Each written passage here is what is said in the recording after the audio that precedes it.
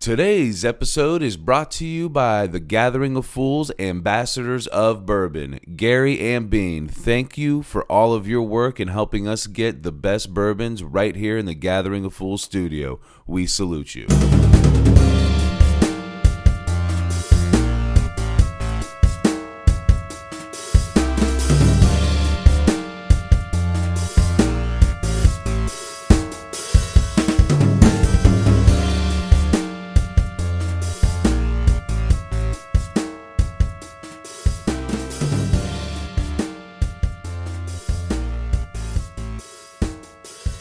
Today we have Brendon Green, a.k.a. the Swift that saved Pittsburgh.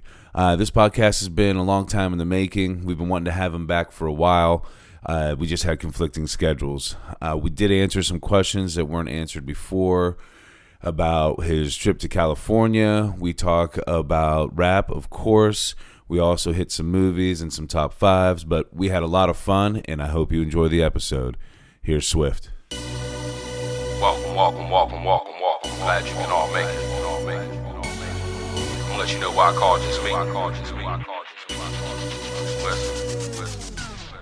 Yeah, I push rhymes like wait for the cocaine rush from these lines I make on 5th Ave in Maine. You can find my plate, that's where I ate at.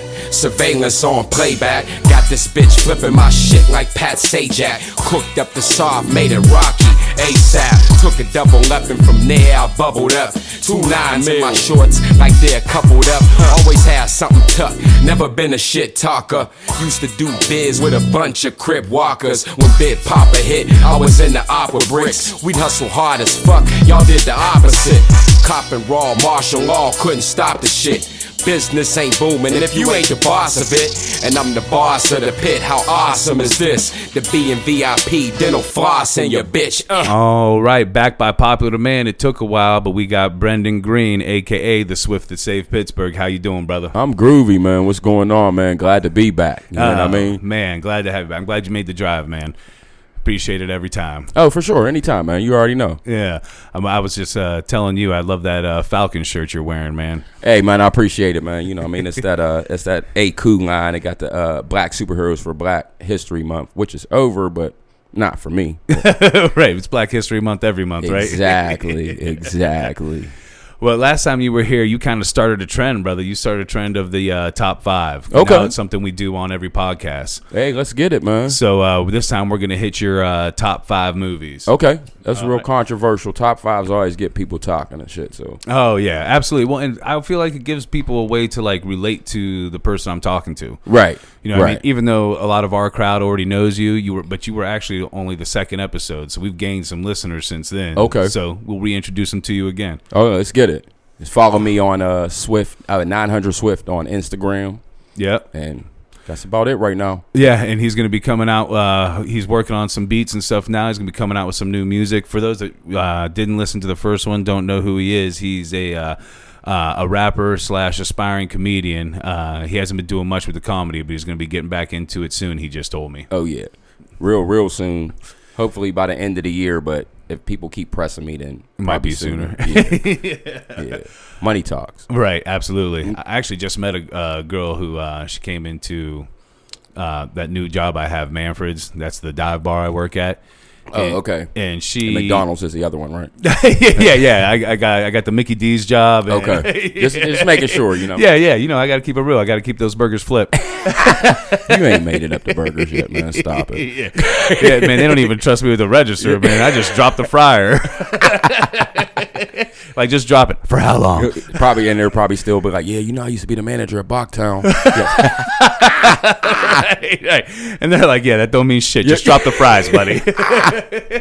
And the next thing you know, I drop the fries, and they're like, dude, it's breakfast, hash browns. Hey, man. Hey, people buy. Whoever goes to McDonald's trying to be healthy or, like, meal-oriented is just plain stupid. Oh, yeah, no shit. Did you hear about that guy? You know how the Burger King has that new Impossible Whopper that's made with the plant-based shit? Yeah. So, first of all, somebody complained because they're like, I'm not actually getting healthier by eating these. Well, no, you're not. Of course you're not. You're at Burger King. Right, like, exactly. But, I mean, do your research. Just because it's plant-based, it's not really good for you. You might as well be eating a burger. You know what I mean? We sell that shit at Burgatory, and you know what I mean, we have to know what's in it, and it's just as bad for you as a regular meat. Right. It's just giving you a vegetarian option. Right. You know what I mean? That's all it's Right. doing. And then there was another guy who, and Burger King never proclaimed to cook them on a separate grill. But Right. there's another guy suing them for like billions of dollars. For cross-contamination? For cross-contamination. Saying it's not truly vegan because you cook it on the same grill.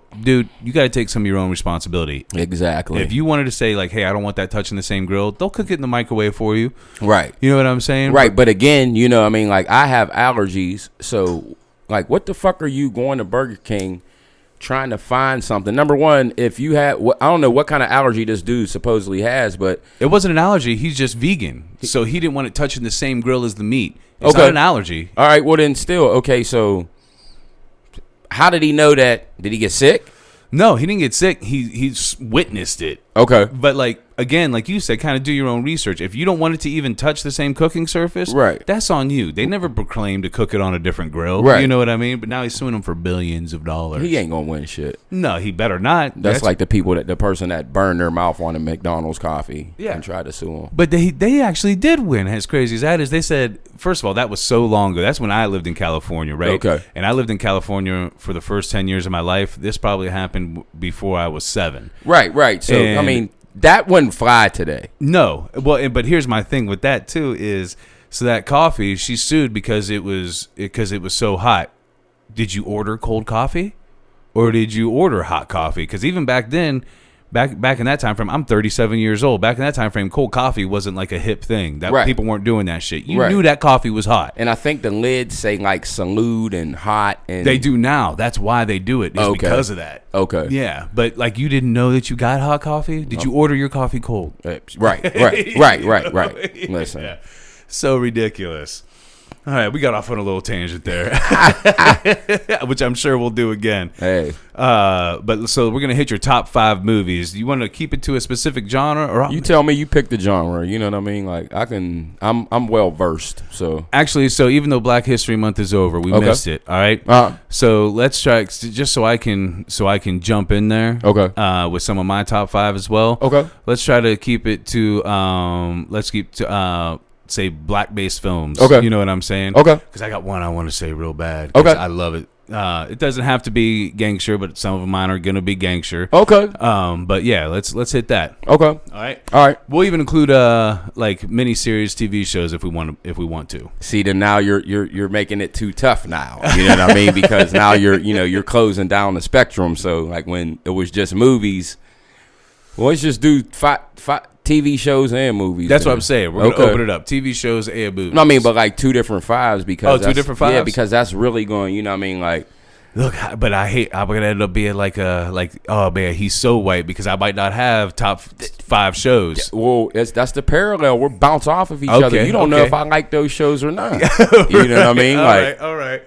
I'm one of the only black people that I know that likes Friends. I love Friends. So man. I mean, but how many black people do you know that like Friends? Not a lot. And to Okay. me, that's sad. That's Well, good quality writing. That's good shit. It is, but you know, from the black people's perspective, come on, yo, you're in the middle of New York and there ain't no black people walking around or guest starring or Man, I've even tried to think of how many black people I see on the show. probably about 3 or 4. I remember when Aisha Tyler was on there. Oh yeah. She had a big role at least, Right. But man, like even think about just the Even coffee, Seinfeld. the places they hang out in. Right. You're not seeing black people in the background. No Puerto Ricans. You're in New York for real.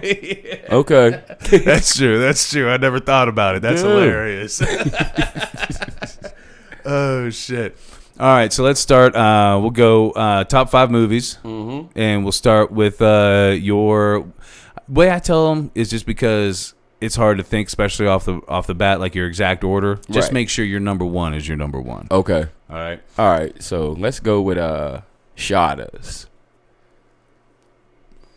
Shadas? Yeah. I don't even think I know that. Oh brother. my goodness. Okay, one of Bob Marley's sons is in it, and then this dude named Sprague Benz. And then, have you ever seen Belly? Yo, yeah. Okay, so you remember Lennox, the drug dealer? Yeah, the Dude, Bomba Clark. Yeah. He's in it too. Wyclef's in it. It's about these Jamaican drug dealers, yo. If you like gangster movies, Shadas is that shit. Yeah, I love it. I hate to say it, a lot of mine are gonna be gangster movies. That's fun. You know what I mean? I love the gangster movies in that realm. So I'm gonna look up Shotters real quick just because I don't know what it is. We're gonna go to IMDb. I wish I would have thought about it because I would have bought it so you can watch it. Oh yeah, that would have been sick. I mean, you see the big ass movie collection I got out there. That'd have been another one to add to it. So I'm guessing it's just SHOTTAS. Yep. That's it right there, the top one. Yeah. Okay. So I don't know much about this. We're just gonna read this description. Wade and Biggs grow up together on the tough and dangerous streets of Kingston, Jamaica. Eventually moving to Miami, they begin a ruthless climb to the top of a criminal enterprise as they aggressively take control of the Jamaican mob. Oh, okay. And then they get deported and have to go back to Jamaica, and then the shit's even more. Gets even more crazy. Straight bodying. Yeah. You know what I mean? Like. I will say you're not going to see a lot of people that you recognize in the search for the cast, but I mean, if you're telling me to check it out, I'm definitely going to be checking it out. Yeah, I'm telling you. And you know, Mad Max, the character in there, is going to be your favorite character. Yeah, I just saw that character listed in the thing there. Yeah. When I'm sitting here looking, they got a Lambo and a Hummer sitting right there, so that's almost enough. You see the dude with the gun? That's Bob Marley's son. Okay. All right, so I think my first one is going to be State Property. Okay. You know State Property, right, with Beans? Yeah. I like that one, man. The ending stinks. Yeah, well, and the second one was terrible. Yeah. But the first one I loved a lot, man. I don't know. I like those ones where people from the street, they come up, end up doing better, and then next thing you know, they trust somebody too much, they get fucked over. Right. You know what I mean? The only thing about with these type of movies is, can we please get like one where the dude gets away? Right. Just one time. Like they don't all get caught. Right. If everybody got caught always, right, they wouldn't keep doing it. Right. Like you know what I mean? I'm sure everybody knows somebody that, you know, has been getting it for a long time and ain't, you know, played by the has played by the rules and stuck to the code, and they're successful. They might not be doing it now, but they got everything because of that stuff. We all know somebody that's like that. Well, because they're smart enough to get out. Exactly. You know what I mean? Exactly. I got a boy like that, and he did his thing, and then he got out. He ended up buying property, doing his thing, and he was like, okay, I don't got to do this no more. Right. If you're on the street doing your thing, that should be your eventual goal. Right. You know what I mean? Right. Otherwise, you're doing it wrong. Well, I mean, you got to look at it, man. Nowadays, the run is so short because there's cameras everywhere. There's people telling on everybody. So right, there's no code, though. Boy. No, not at all. Yeah. You know what I mean? So yeah. All right, what's your next one, brother? Let me go with.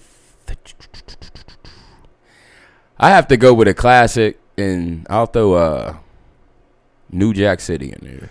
Man, that was going to be one of mine. Okay. Yeah, New Jack City, Wesley Snipes. Yeah. I haven't seen it in a really long time, but I just remember how much I loved that movie. Well, you got to look at, that's Wesley Snipes' like role. You know what I mean? Yeah. Like if you look at the roles that he played prior to that, man, he's like in Wildcats and like little stupid stuff. But when he did Nino Brown, like, you know, I don't even know. I might have been like in 9th grade or something, man. And it was just like, blew your it mind. was like looking like watching a black Scarface because, you know, yeah, you look at it today and, you know, the scenes aren't up to date and stuff like that. But, you know, being that was based on a true story and stuff like that, and that, you know, that shit actually happened in Harlem, and there's documentaries on the actual people that, you know, that they were based on. Right. You know what I mean? It's good. You know what I mean? Like, you got to look at it like, you know. It's like semi documentary. Right. You know what I mean? Right. Which I love. Right. Like, it's like, you know, at the time you get these movies and, you know, black movies aren't going to have Martin Scorsese at the helm. Right. You know what I mean? Right. If he'd ever, I would wish he would decide to do a black gangster movie. Right, because he does such a great job with the Italian gangster movies, right, and things like that. Like, man, right, do one of these. I mean, look what he did with the Irishman. So, you know what I mean? Like, he can do it. Yeah, that's an Irish mafia movie. Right. And by the way, did you watch that one? Yeah, of course, dude. That was the first movie in a long time that I never picked up my phone. Because, you know, we got these phones, right, so you pick them up. And it's 3 hours long. Right. I still never picked it up. Right. He does a great job. I agree with you. I wish some directors would pick that up. And actually, I want to say there's names you will recognize in this one. Wesley Snipes, Ice-T, Chris Rock, Mario Van Peebles, who Mario Van Peebles is actually to me, a hero in black cinema. He made a lot of movies. His in dad black even cinema. more. Oh, really? I didn't know that. The blaxploitation stuff. Melvin Van Peebles, look him up. No shit. Yeah. I didn't know that. I'll have to check that out for sure. And then Bill Nunn, the dude that's he plays the Dutter Man. Oh yeah. He's from Pittsburgh. He passed away, but he played Radio Raheem and Do the Right Thing too. Okay, and if you guys are looking at this, you'll recognize Bill Nunn. You may not know his name, but you'll recognize who he is. As soon as you see him, he's been in a lot of roles. Chris Rock, one of his first movies. Yeah, and then you got Judd Nelson. In this movie, he's like the who token white guy. Listen, but he got away with something that people don't catch when they're watching the movie. What's that? All right, so when they're like, there's a part where they're like hiding in the warehouse waiting for Nino Brown and all them, right? Yeah. And so like he's like in the cut with the gun, and there's a black dude up like another level, and he's trying to get his attention. And he says, "Hey, buckwheat." I'm like, yo, like, at the time that slipped under the radar, but right. I was watching it the other day and I seen that. I was like, yo, man, you would not get away with that. Hell today. no. Hell, like, there's no, and like, how did they let that fly? Like, Mario Van Peebles directed the movie. Like, that didn't even fit into the script. You know what I mean? Like, what are you doing? That's so crazy. Right. Watch it the next time you're going to die. You're going to be like, yo, this motherfucker really said, "Hey, buckwheat." Hey, buckwheat. Right. That's wild. That's fucking crazy. Oh, shit. All right, my next one. I'm going with, I don't know if you remember this one, Sunset Park. Yeah, I remember that. I love that movie. My homeboy used to tease me and be like, because we always do the lookalikes. You know, I always do that shit. People look like people. Yeah. Oh, yeah. You're all about that. Oh, yeah. Yeah. We'd be working in the restaurant. You'd be like, "Hey, check him out over there." Yeah. Telling you, I'm gonna start filming, just walking up to random people. But what was I going to say? You said your cousin always tried to get you on. Said that. I look like he said I look like Spaceman. Spaceman. That's Terrence Howard. Yeah, I know. I got high with him before too. Terrence Howard? Yeah. No shit. Yeah, my homeboy lived in Atlanta and shit, and we was down there one time, and his roommate, they played. They're from Florida, but his roommate's brother is Terrence Trent D'Arby.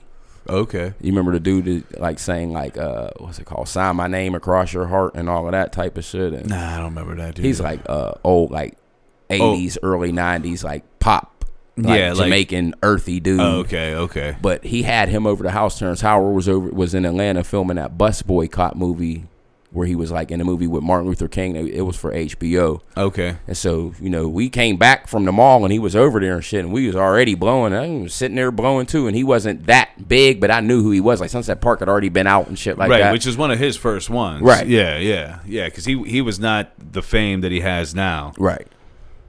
Sorry, I just got a text about the podcast. I'm gonna book this guy on the 23rd. Sorry. No doubt. But yeah, this one has, to me, quite a few people that you're gonna recognize. Obviously, Ray Perlman. She was from Cheers fame. She plays the coach. Bullshit. She had no idea. She had no idea about basketball. Right. I mean, you're gonna sit up here and tell me that, and this is how Hollywood used to do shit back in the day. They, can't wait to hear what you for have to real, man. I'm gonna keep it 100. Yeah. And so, Hollywood had a tendency back in the day, like, okay, so this is taking place in like Harlem or Queens or Yeah, it's definitely a not so great area of New York. Okay, so you expect me to believe that this white lady is going to come down and Tiny teach ass these black white lady. people how to play basketball? Stop it. Well, I'll say what I'll say about this is I do get what you're saying because they do that shit all the time. Mm-hmm. The white person has to come be the hero of the black people, and you're right, that does happen. I didn't even think about it. That is fucked up. It happens a lot. Think of Dangerous Minds. Back in the day, you know, they did that shit all the time. Yeah. You know what I mean? But I think in this scenario, she didn't teach them how to play basketball. She more taught them how to play together.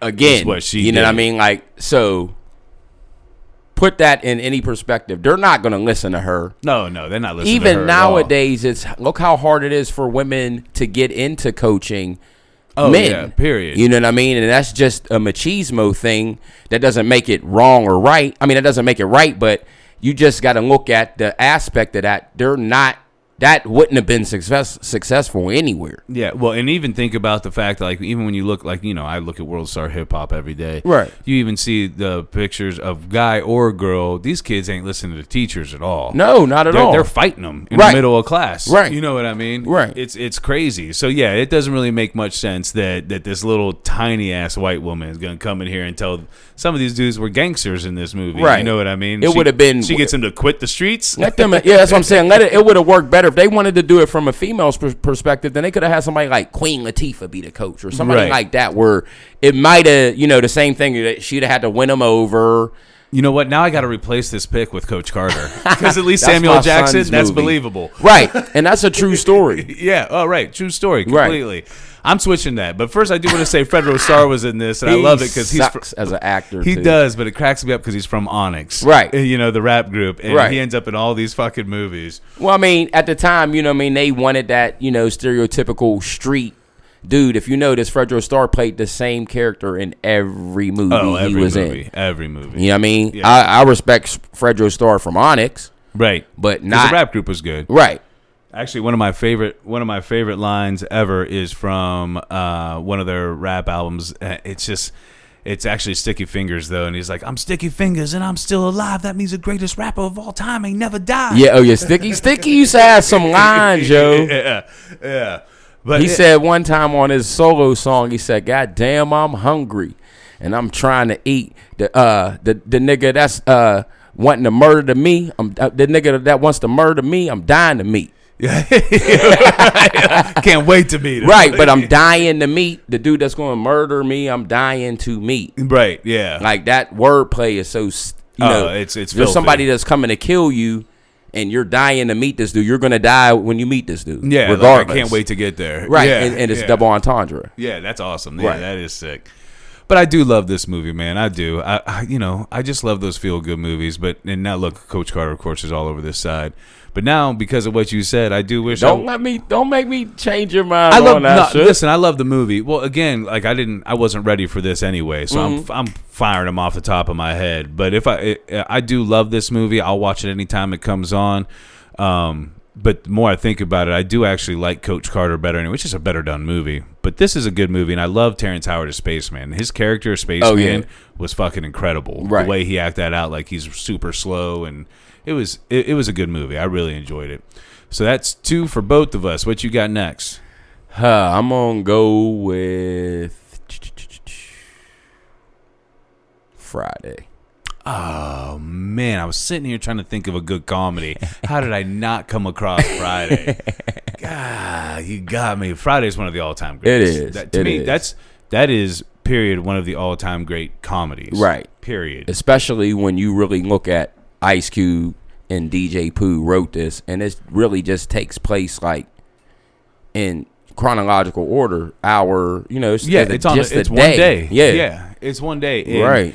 And to me, it showed like the great parts and the bad parts of living in the hood on any given day. Right. All together. Right. Like know? everybody always, at the time, those hood movies were so popular that, they laugh and have fun in the hood. Mm-hmm. You know what I mean? So, it just happened to centralize around, smoking weed, but, that's what everybody did and does to this day. You know what I mean? So, and that doesn't even just happen in the hood. I've learned more and more as I get older. That's everywhere. People are smoking weed in all walks of life. Right. Everybody should start relating on that. Right. Instead of being scared to let people know that you smoke weed, just fucking tell people, because everybody can relate to it from all walks of life. Not everybody is smoking, but there's somebody from every walk of life that is smoking weed. Oh man, when I just came back from LA, they would go on their break, and me being paranoid from being here, and I don't do that at work. You know what I mean? Because I don't want to go back into work smelling like that, and I need to have my bearings and make my money. Right. Man, 98% of the people would come back in there smelling like bomb. Right. Managers included, because it's legal out there. So. Right. So people aren't hiding it anymore. Right. But I do like what you said about them, because you said like the black gangster movies were really popular at the time Friday came out, but they all showed nothing but more like the struggle, the bad shit. Right. This one showed like, hey man, we have fun out here. Exactly. Like, Exactly. Yeah. And even they twisted a little bit of the gangster stuff in it, and that can be funny in certain aspects. You know what I mean? Like Debo. I mean, that was still funny. Right. I don't care. Right. Yeah. I love the one where you know, the internet wasn't as popular back then, so you couldn't like see the girl that she was talking to like through messages. Oh, the Janet Jackson chick. The Janet Jackson. What did he say she looked like? Freddie Jackson, a little bald-headed R&B singer.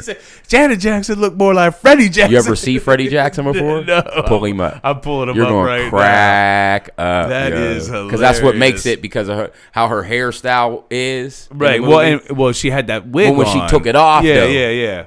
Freddie Jackson. Let's see what we got going. Let's go images.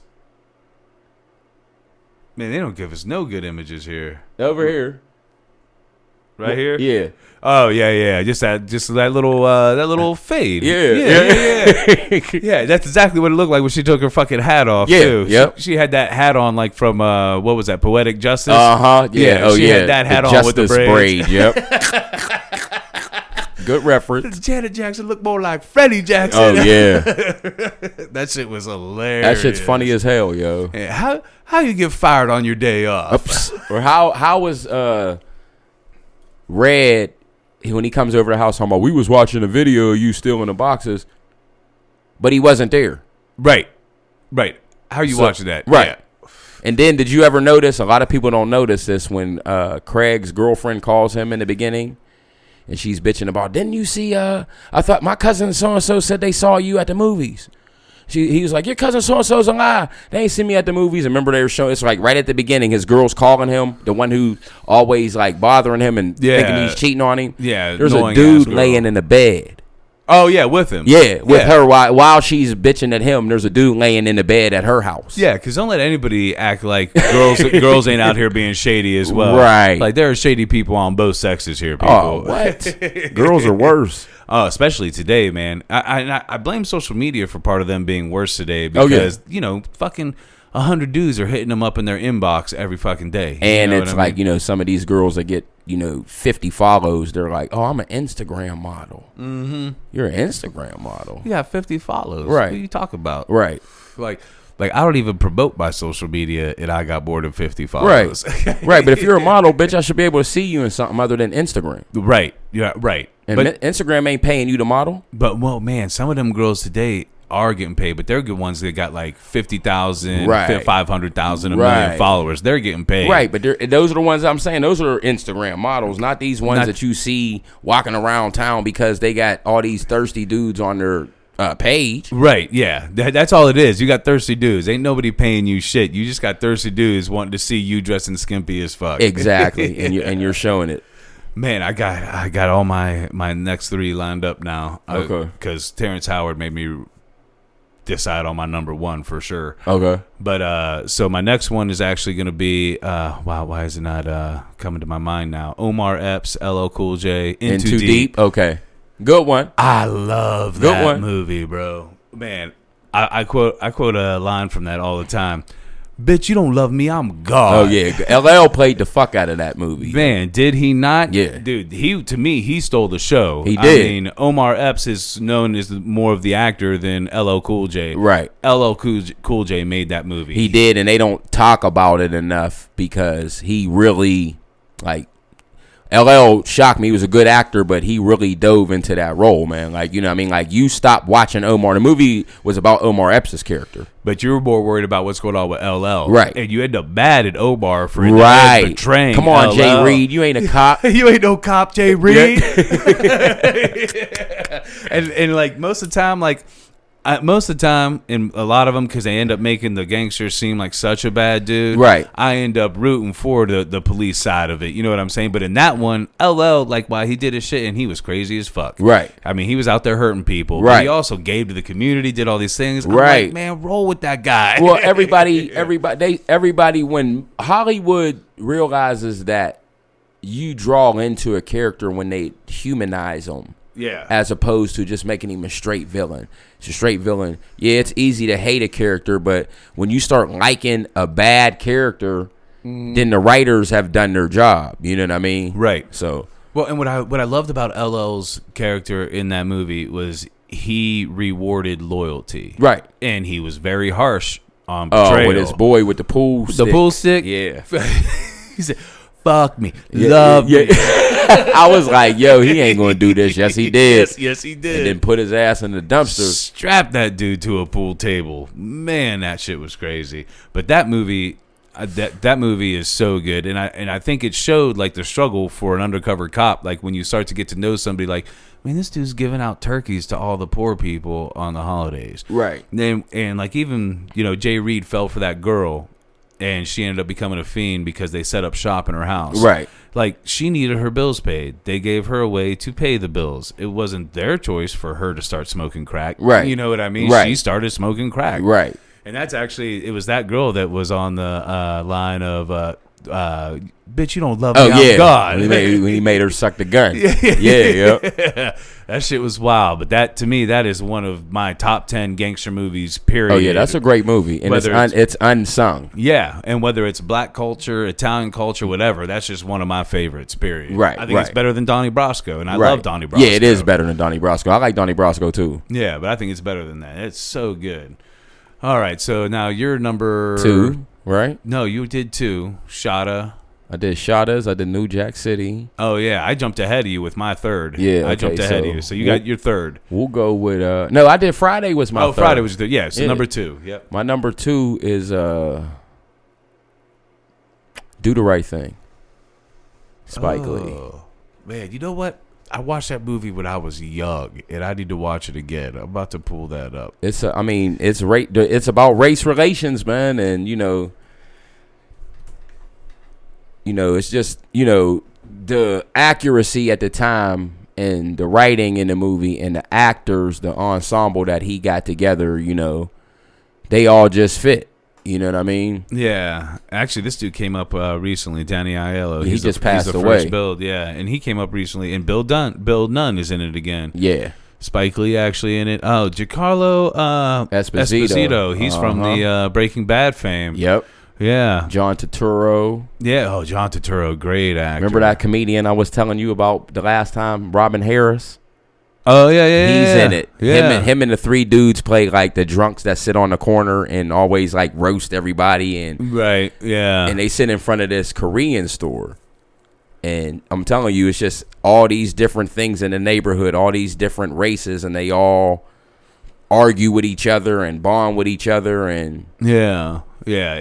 This is a solid movie. I gotta watch it again, though. Oh yeah, like break it down for people real quick, or do you just want me to read the synopsis? No, I can break it down. It's just pretty much it's just the hottest day of the year in Brooklyn. So it's another one that's one day. Right. Yeah. Right. And Spike Lee works at this pizza shop. And the pizza shop's owned by this family, and it's this Italian guy and his 2 sons.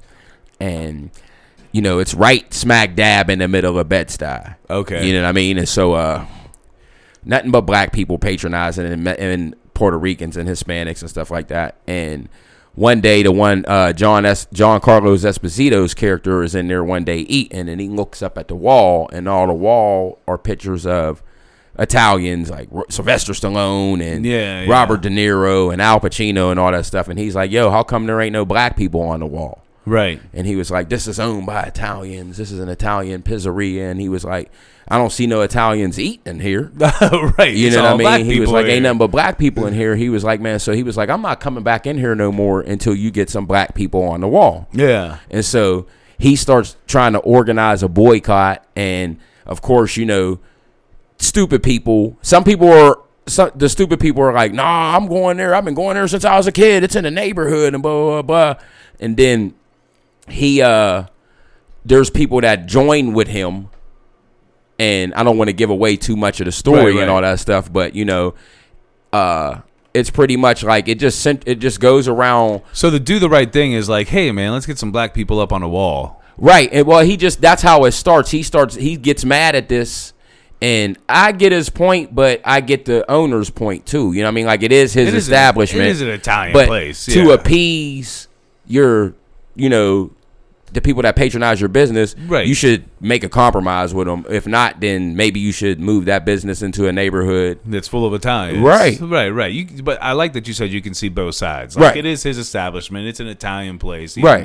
even though black people are the most frequent patrons. Right. But yeah, I like that you said that you get both sides, because that is a thing. Right. Right. You know what I mean? You got to Yeah. be able to see both sides.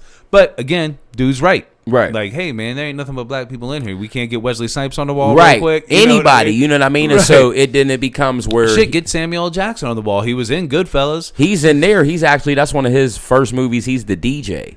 No shit. Yeah, like there's a DJ that kind of narrates the Of course, day. Samuel L. Jackson's in this movie. He's in every fucking movie. Well, he was in a lot of Spike Lee's early movies. Yeah, they don't even got him in the top billing. Listen, because his role isn't that big in there, but he's pretty good. I mean, it's pretty decent size. listen, through looking at this though, I hate to be that guy, but two of these dudes look a lot alike, and I was actually confusing them earlier. Bill Nunn and Frankie Faison. Frankie Faison is the dude who you seen Coming to America, right? Yeah, He's the landlord that fell down the. I mean, the dude that is a landlord where the dude's like, you ain't hurt. Your rent's due, and the dude fell on the steps acting like he was drunk. Yeah. You ever? Did you see they're making a Coming to America too? It's done. Yeah, it should Is be it coming done? out in like I think in the spring. No shit, I'm ready for that. Yeah, me too. Yeah. And he's doing Beverly Hills Cop 4 right now. Oh man, but see, there's so many movies I wish I would have added in here now. But look, like I'm not trying to be that guy, but Bill Dunn, all right, like they don't look exactly alike. Don't get me wrong, I'm not saying that, but they got the same jawline, bro. Oh, they do. They got the same jawline. They do. This ain't a case of one of them where white dudes just like, oh, he looks like him. Like sometimes white people be real bad with the look of like when it comes to black people. But nah, these dudes, they got the same jawline. I was like, oh shit, I confused them for a minute a second ago. All right, so my next one is actually it's going to be another gangster movie. It's, to me, again, it's one of the all-time best gangster movies, regardless of genre. Black, Italian, Irish, I don't give a fuck. Paid in Full. Oh yeah, great movie, dude. True story too. Yeah, true story. And the first time I saw it, so I was in the Air Force, and I was like, I've been drinking too much. I want to get away from everybody that I know. I just want to get out of here. So I went to the movie theater, and the first one I saw was 8 Mile. Okay. And then when I got done with that, I was like, you know what? You would go see 8 Mile. Here we go. We're gonna get into Marshall Mathers here in a bit, of too. course. But I went and saw 8 Mile, and I loved it. You can't say you didn't like that movie though. It was pretty good. I liked it. It's pretty good. I I'm not liked saying it. it didn't, probably didn't deserve the acclaim that it got, but it was a good movie. There was a couple of them battles in there where the other dude beat him, I think. I mean, that's possible for sure. But then when I was done, I was like, I'm not done watching. So I just walked into another movie And didn't know what it was about or anything? I had no idea what I knew that I was going into Paid in Full because I liked Mekhi Phifer, so Okay. I knew he was in it, but I had no clue what it was about at all. Right. Damn, that's crazy. Mekhi Phifer had 2 movies in the theater at one time. What was the other one? He's in 8 Mile. Oh, he's in 8 Mile. Yeah. Yeah, fuck. Yeah, I didn't even think about that. Yeah. Yeah. He basically plays his the future. Yeah, kind of like their dude based on Proof. Right, Proof. Yeah. Right. So, I walked into that not knowing what to expect, and man, what an incredible movie! Actually, I need to make sure I buy that one on Blu-ray ASAP. That and In Too Deep. But to me, again, true story and just phenomenal. The way the guy was just working at a dry cleaner store, Right. and just decided he wanted to do better for himself, and also another one of those situations where the drug kingpin is a solid guy. Right. Like, you want to root for that guy. Right. He's a good dude. Right. You know what I mean? You ever watch his interviews on Vlad TV, the real dude? No. His name is AZ Faison. Look, Faison everywhere. And then but you'll like, if you like the movie, you'll be interested. He talks about getting shot, and the dude who Cameron plays, who in the movie his name is Rico, Yeah. but in real life his name is Alpo. Mm-hmm. And just like in the movie his name is Ace, in real life his name is AZ. Yeah, Ace Boogie. Right. And so Alpo is actually out of jail right now. And so he's doing interviews. He actually goes to the spot, and I couldn't watch it because I don't fuck with Alpo because he's a snitch. You know what I mean? Not just a snitch, but betrayed his boy completely. Right. Oh, Completely. You got to really look at, he did worse than that after he ran. Yeah. Because they skip a lot in the movie. Right. Yeah. Well, because he goes to DC for a long time, and there's a dude down there. Like, if you ever seen like there's a famous drug dealer down there, Rayful Edmonds. Okay. Just look him up.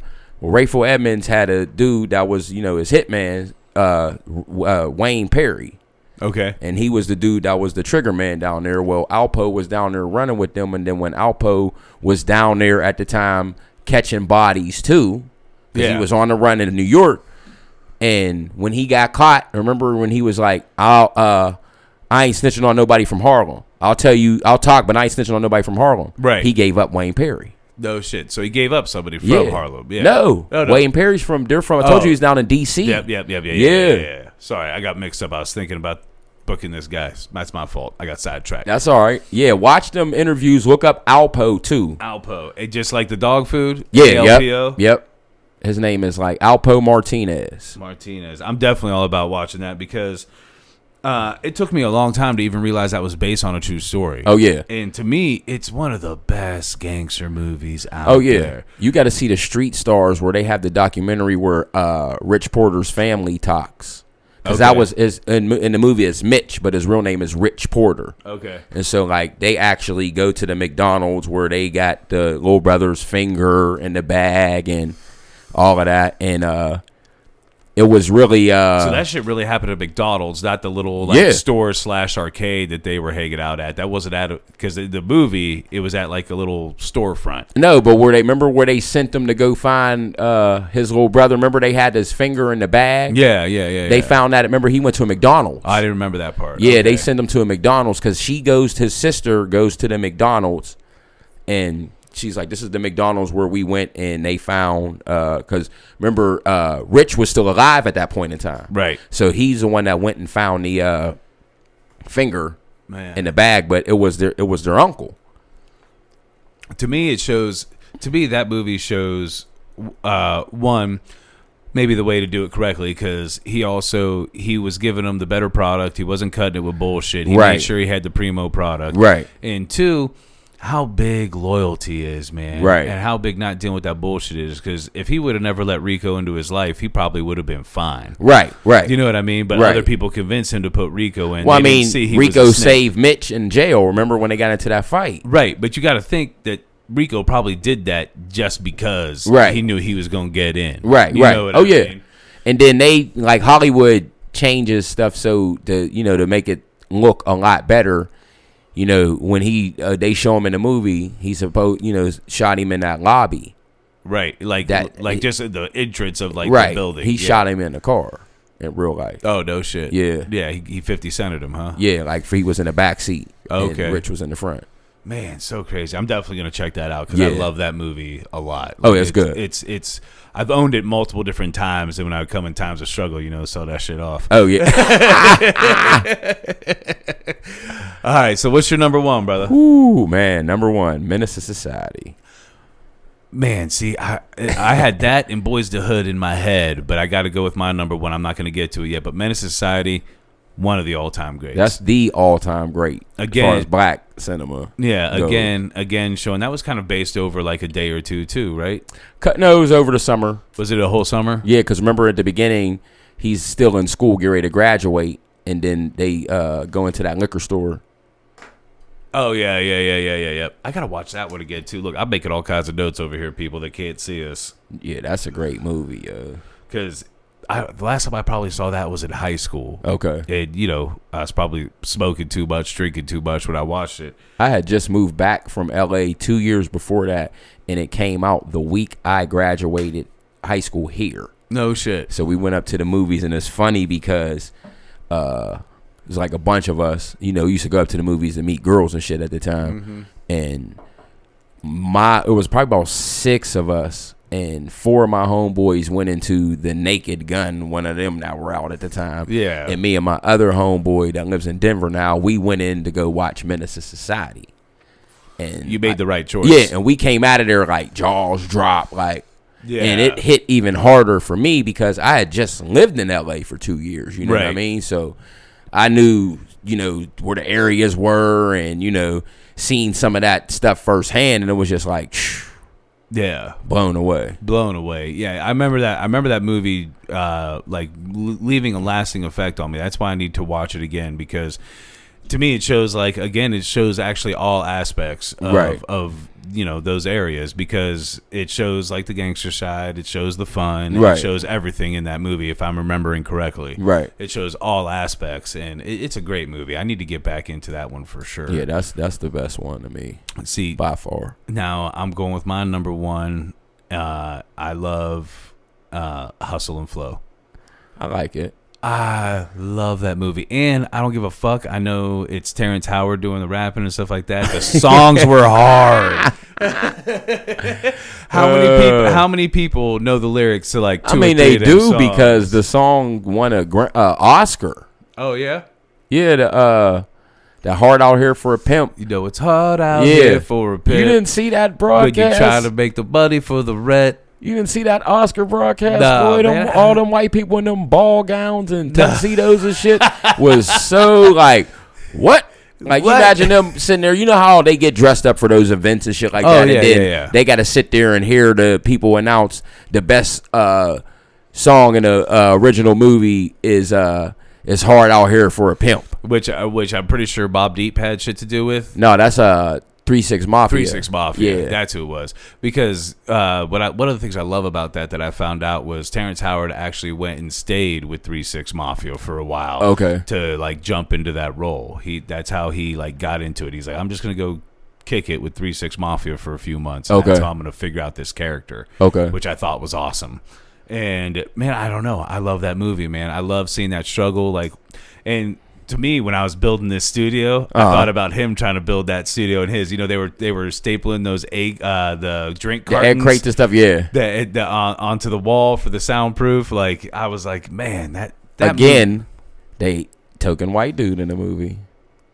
I'm supposed to believe that the white dude has the beats. from that what was that, the new guy or whatever is making beats like that. Fuck out of here. Hey, but I got a white dude that can make some. I know white dudes that can make some beats too, but not down in the middle of where was that, in Memphis? Yeah, but the good thing was he did find him through the black dude. He went to his church. That was the good thing about it. I'm just saying, but you're right. You're right.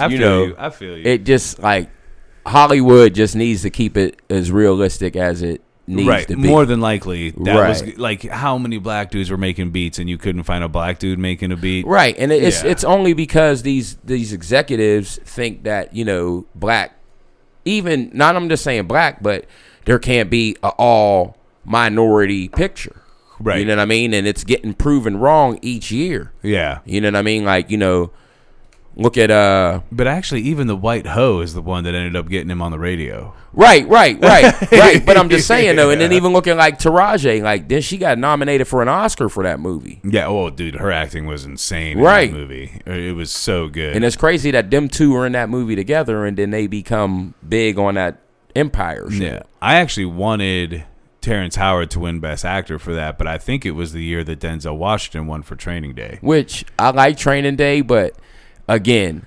that's a whole nother subject as far as like if you look at the black people that have won Oscars, yeah, it was always like a role where it's like, that's not their best role. Like, so he plays this crooked ass cop. So that's not when he was up for Malcolm X. Right. When he was up for the coach from Remember the Titans. Yeah. When he was up for, like for all these more positive roles. Right. Where he stretches himself as an actor. Right. You know what I mean? He didn't really go that far. Same with Halle Berry when she was in Monsters Ball. Right. You know what I mean? Like, come on now. Like, we got to go back and then even the first Oscar that was given away was the maid from Gone with the Wind.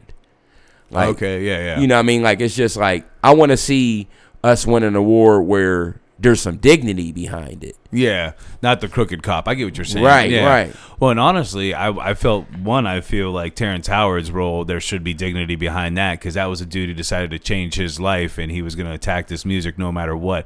The only reason he even got fucking arrested is because some dude played him, and he beat the fuck out of him. Right, Ludacris's character. Yeah. Yeah, no, I thought Terrence Howard did really good in that because, again, he's stretching. I think he stretched at the time, he wasn't doing those characters. So. Not only was he not doing those characters, but but that's not his. I don't. And he hasn't done it since. I don't think that in his life that's been a realm that he had to live with in his life. I could be wrong. I haven't looked that much into his background. Right. But I don't feel like from everything I know of him that he was ever in that situation, and he played it perfectly. I mean, his speech was different. Right. His that's his where vocabulary you respect was people different when they change their dialect and all of that stuff. Like even in what's that movie that Monique won for, Precious?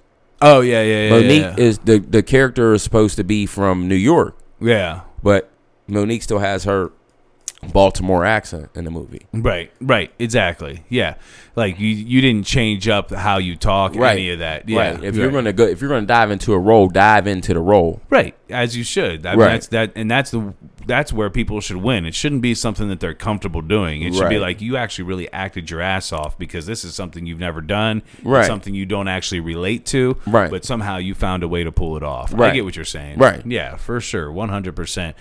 When you were talking about Menace Society, I just got to jump back because another movie, I don't know why it made me think of it, but South Central.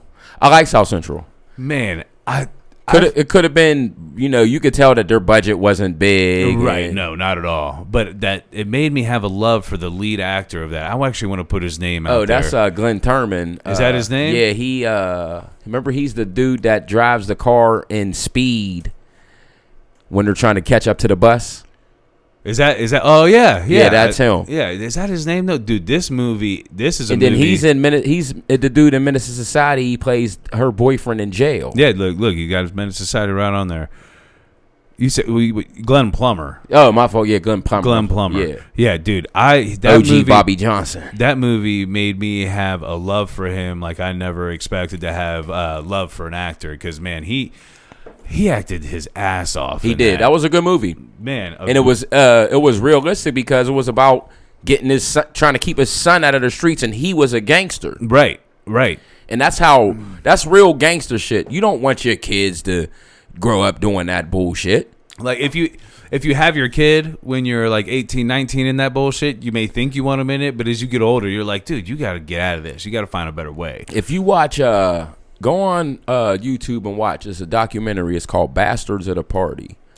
And it's about how the Bloods got started. And, I'm not from a Blood neighborhood. I'm from a Crip neighborhood. Right. So when it comes to, but I got friends that are Bloods and, and vice versa. We respect each other. So it's not even about all that shit. So I'm down there, and the dude that is in the movie that produced it and he narrates the whole thing, he's actually in Training Day. His name's Bone.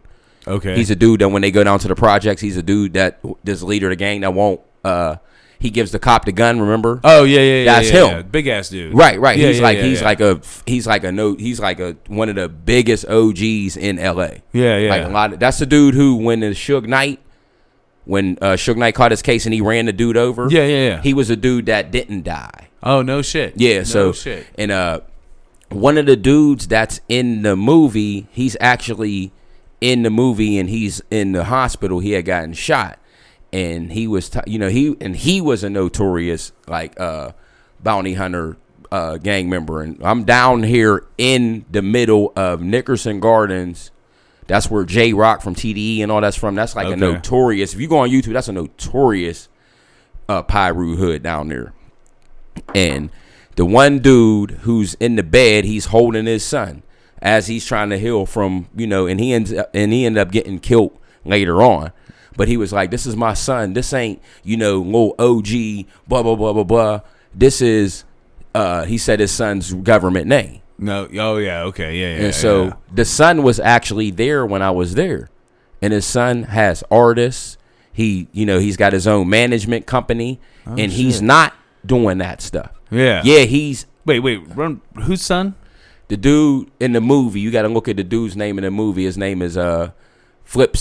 Flipside. Yeah. What movie again? Run it to me. It's called Bastards at a Party. And it's about how the Bloods started. They derived from the Black Panthers. But this dude, Flipside, is like a OG. Like, he's, like, respected down there.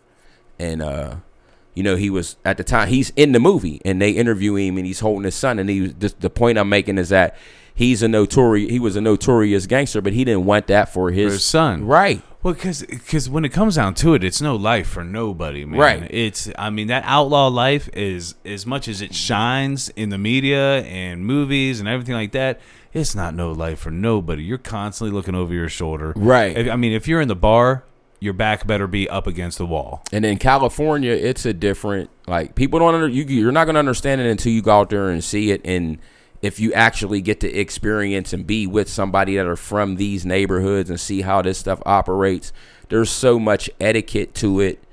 Like, you're not going to go over here. Right.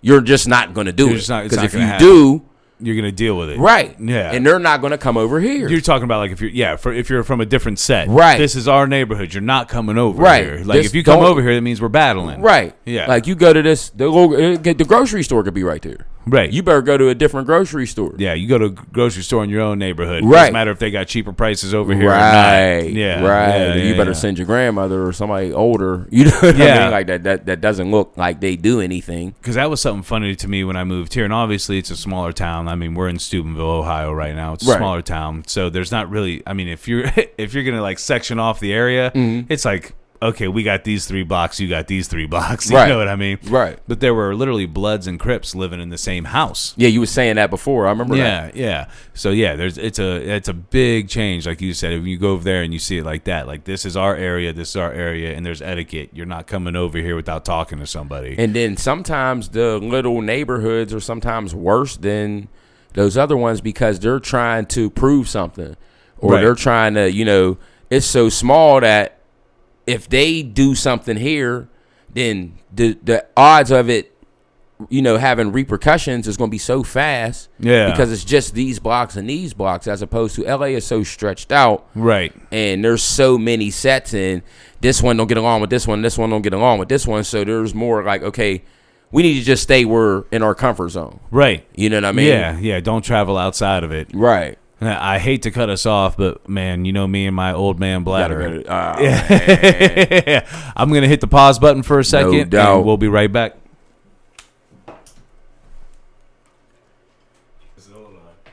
So the question that was just asked to me before I hit record was, have I ever been to? Because we were talking about me stripping from the uniform I told him that I was wearing for this other job. He has red suspenders at his job. That's some Chippendale shit.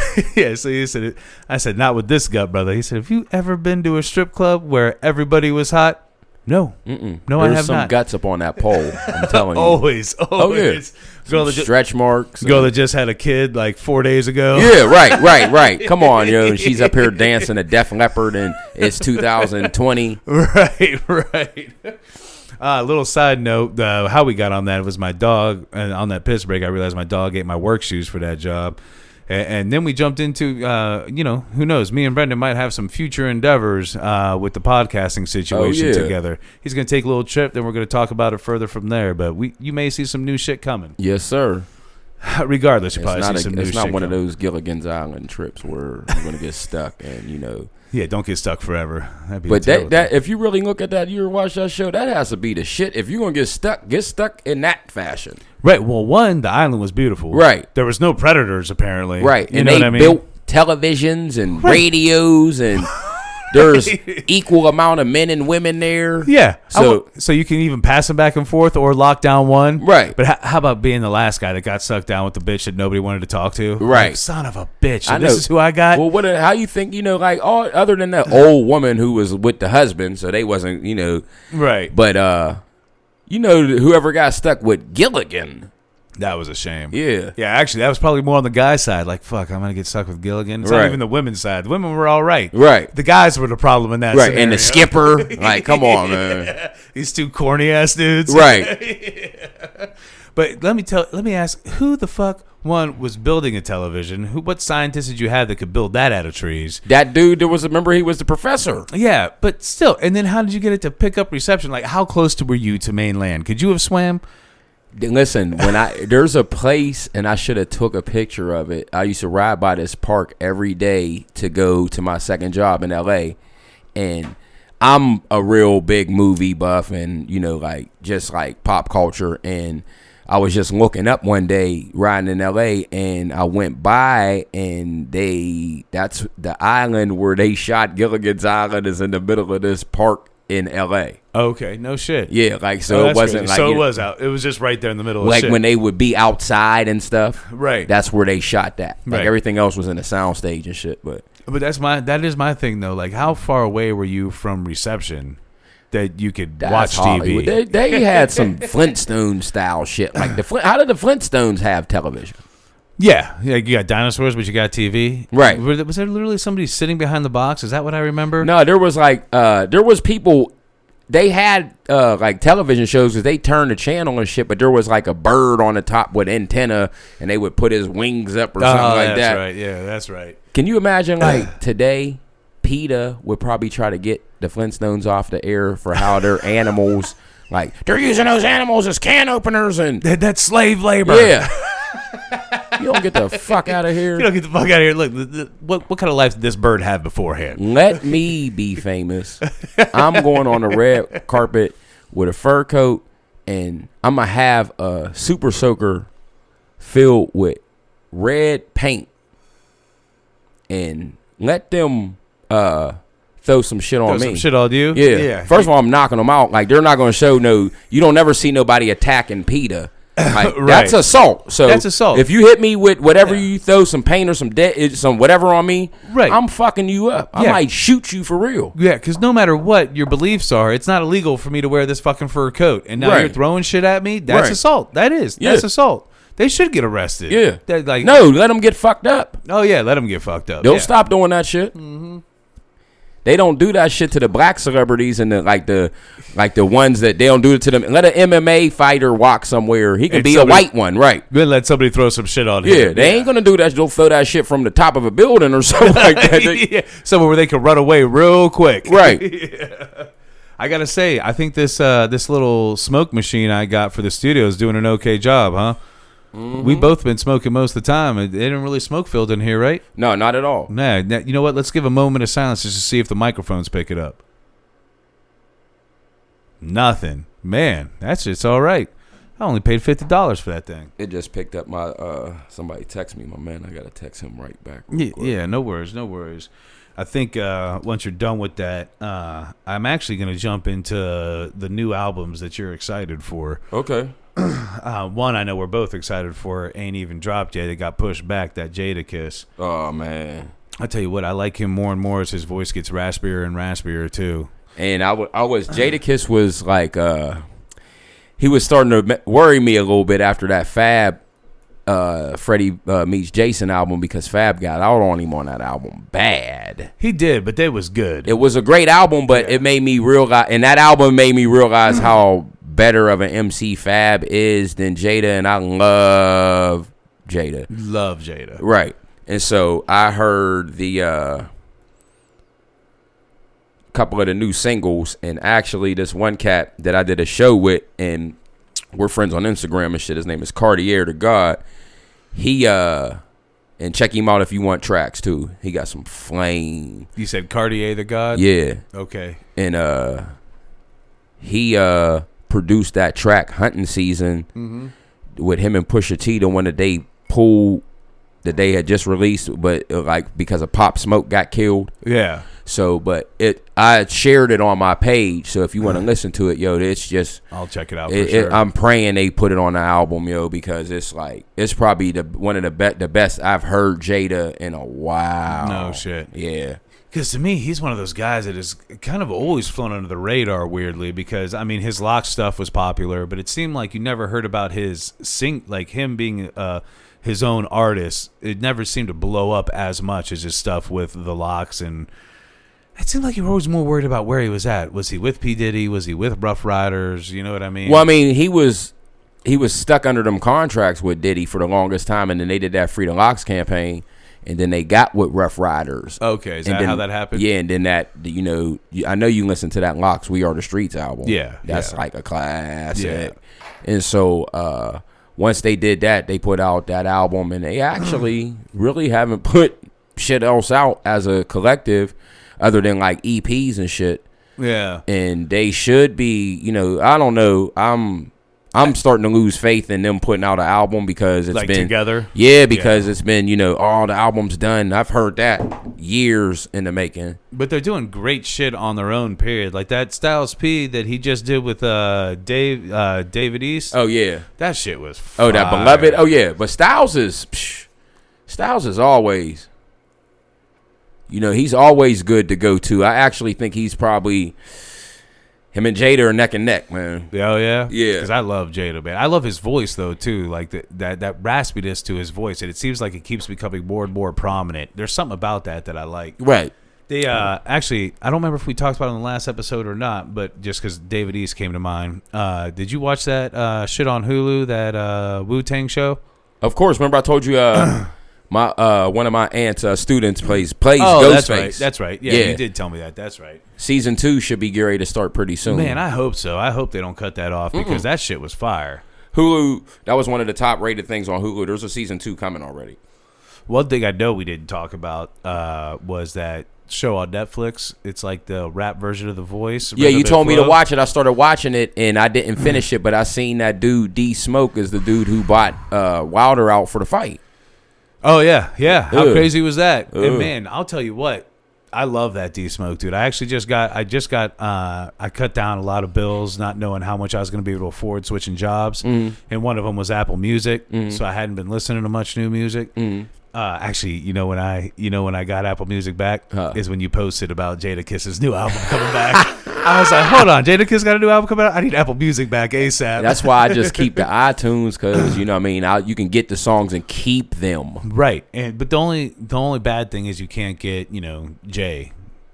You can't get Hove on there. Well, me being the Hove fan, I have all the Hove stuff. And so they did all of that shit recent, within the past couple years. So when I first got on iTunes, I bought all my Hove. Okay. Before they pulled it, and plus I have all the CDs too to back them up too. So I need to get a new iPad or little iPod so I can put my old stuff on there, so I can stop carrying them around and stuff like that. And then most of them, if you put them into your hard drive, the titles already come up, and so will the artwork. Right. So, that Apple Music, there's no way around it, man. It's the best system. I mean, you can't get that stuff that from Jay and whatnot, but other than that, man, you're getting everything. But did you have Tidal at all?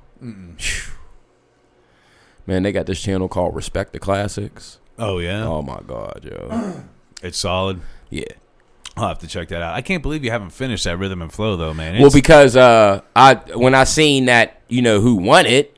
Yeah. And so, you already know who won. Right. But, man, there's some scenarios in there when you watch it. You're like, dude, these guys, I can't wait to see videos from D Smoke. And I can't remember the last time I was excited for videos. Right. Because when he hit his video part where he got to, make his own video, he was the creative force behind it. Okay. It was so good, man. It was the perfect, I'm going to go back and rewatch it. Because that's where I was living in Inglewood. So, I was glad that I seen, I was like, okay, that, I connected with that dude. Mm-hmm. And the thing that, first episode, touched my heart because Nipsey's in the first episode. Right, yeah. And I wasn't expecting that. Because he was already passed by the time it aired. Right. Nobody was expecting that. Right. That was wild.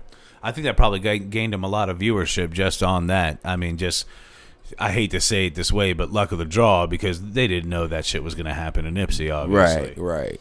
But shit. Fan way before that, though, me.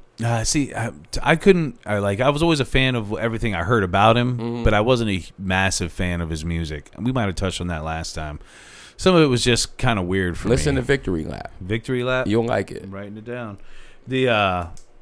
Once you get into that, then I'll tell you about the other ones. Victory. Like the Crenshaw and the right. Mailbox Music and the Marathon Continues and the Marathon and all of that. Yeah. I don't know if it was the Beats or what it was, but something about it. I can't remember. Because after he passed away, I was like, you know what? I need to I've always heard about him. I like the stories I hear about him that were outside of music.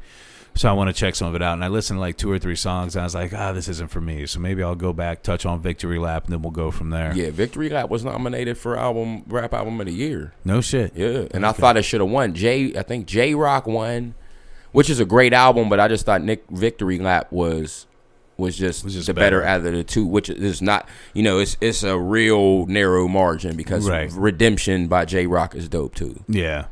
what was I gonna say? Oh, so did you watch the Tyson Fury? Yeah, I watched it. Wilder fight? I'm a huge boxing fan. Yeah. So what did you think of that fight? He got his ass whooped.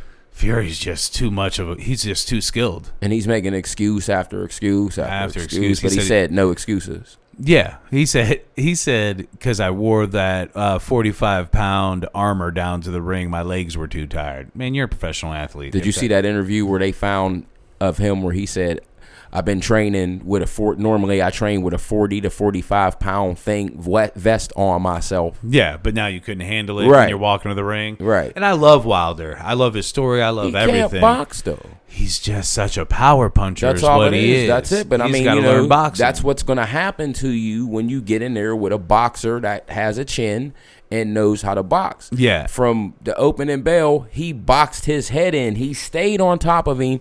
He smothered that right hand so he couldn't throw it with any type of force. And then when his equilibrium was off, if you notice, he wasn't planting his feet to throw any of the punches. Well, and actually, the one thing I was going to give him was I thought his eardrum popped, but that's why he was bleeding out of his ear. It was just a cut in his ear. So your equilibrium was thrown off from just being punched. Right. It wasn't from your eardrum being popped. Right. It was just because he was whooping your ass. Right. That was it. And I couldn't believe that he whooped his ass that bad. He went after him. When right before we started watching the fight, I was like looking at it, and there was just a look in Wilder's eye. I was like, he's not like bouncing around or being, active like he normally is. Well, and he came in like at least 20 pounds heavier than he normally fights because he normally is a very small heavyweight. Right. 209, 212, somewhere around there. And he came in at 230. Right. And most of the time, boxers normally put on weight after the weigh-in, but he wasn't putting on weight after the weigh-in. He had put all that on prior to the weigh-in. You know what I mean? And, heavyweight has the widest, weight range. You know what I mean? So, look at Tyson Fury was damn near 300 pounds. Right.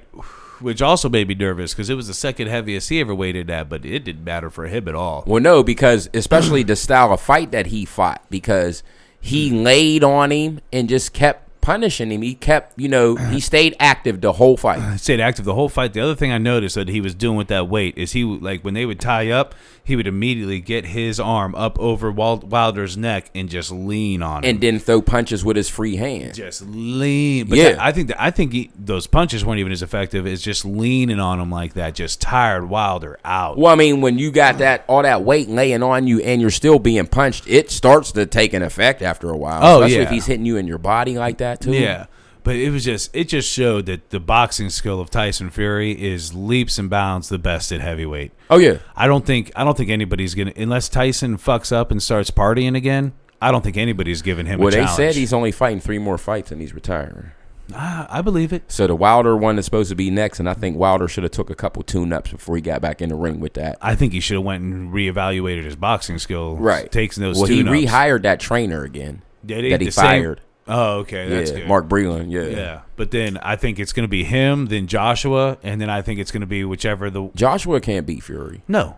I agree. But that's who... He has to unify all the belts. Right. So he has to fight Joshua. I mean, but Joshua is known for running. He ain't going to run from Tyson. Like, Tyson's still going to outpoint you. You know what I mean? Like, if he you're ran the from whole time, Wilder. Well, no, they never fought. Wilder there was and Joshua time never fought. I know he ran from Wilder. I see what you're saying. No, running before the fight. Yeah, I don't see that. Trying to avoid that fight. You know what I mean? I think what's going to force his hand is because all heavyweights were doing that, and boxers in general, like we've talked about. But I think the fact that Tyson fought Wilder and that happened, not only did it happen twice, I think it's going to force Joshua's hand. But if they were smart, if Wilder was smart, he would have, because now you would rather see him and Joshua fight, Wilder and Joshua fight, and then the winner fight Fury. Actually, but here's the thing. If Wilder didn't take the Fury rematch, the immediate fight was going to be Joshua Fury. That's why that wouldn't happen. They weren't going to do Wilder Fury first. It was going to be. I read about this. It was going to be. They were trying to actually pay Wilder to not claim his rematch. Okay. So that Fury could fight Joshua. Step aside like how they did with Lennox Lewis back in the day. Right, so that Fury could fight Joshua, get all the belts, and then fight Wilder again. Okay. That's what they were trying to do. But Wilder was like, fuck that. I want my rematch. Because of that clause. Right, he had a clause in his contract that there was no way around unless he agrees. Right. So since he wouldn't agree to any amount of money, or maybe it wasn't enough money, I believe Wilder is such a man that it had nothing to do with the money. It was just, I need to get back in there and try to reclaim something. I mean, but he better learn something. He better learn how to box. Right. And that frame, because they're saying the fight's in the summer, so yeah, that's not enough time frame. He better be training right now, and he better go get, one thing that trainer didn't seem like.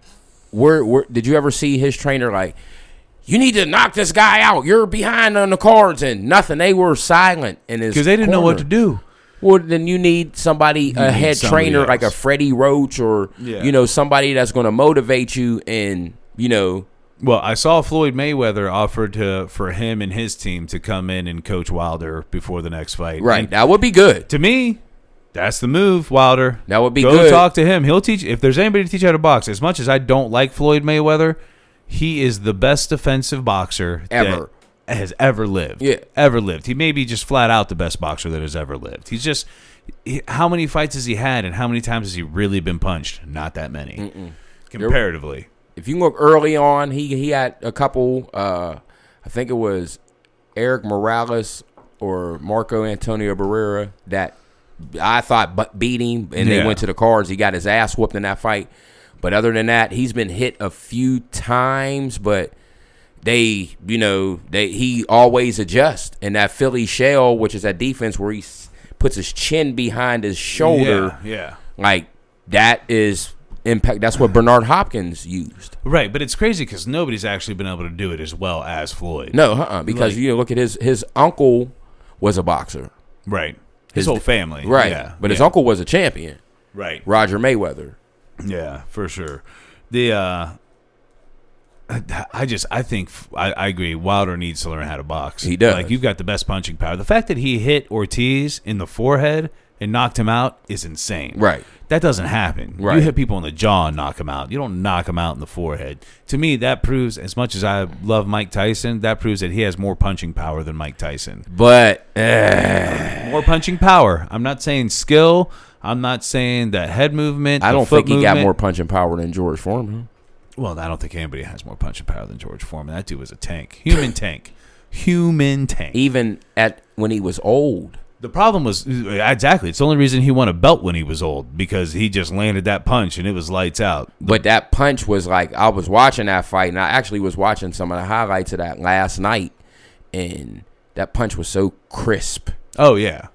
But he still also, Foreman was another one that didn't have as much skill as the people he was boxing against, but I do think he had more skill than Wilder. Well, I mean, but when you look at, he never ducked nobody, even when he was old. He fought Holyfield. Oh. Nobody ever knocked him down. No, other than Ali. Foreman never ducked nobody. But I don't think boxers, especially heavyweight back in the day, did duck people. I don't think Holyfield no, the 90s people. was full. That was the best, other than like back in the day, of heavyweights. Oh, yeah. You had Lennox Lewis. You had Evander Holyfield. You had Riddick Bowe. Mike Tyson came back into it. Yeah. Right. You had, what's his name? David Tua. Yeah. Rockman. Like, they were loaded in the 90s. And they were all fighting each other. Right. Was the big thing. Right. Today, they just avoid fighting each other to just There's keep too many their promoters. status. Yeah. You gotta get them. Dude, the promoters are the worst. That's when people complain about Dana White. I say, at least Dana White gives us the fights we want. But he don't pay them. He don't pay him. But you got to look at it like this too. Like their production value is actually better than boxing. Everything they do, the product they do now, is better than boxing, and part of that is paying for that. So I think it should still be better. Right.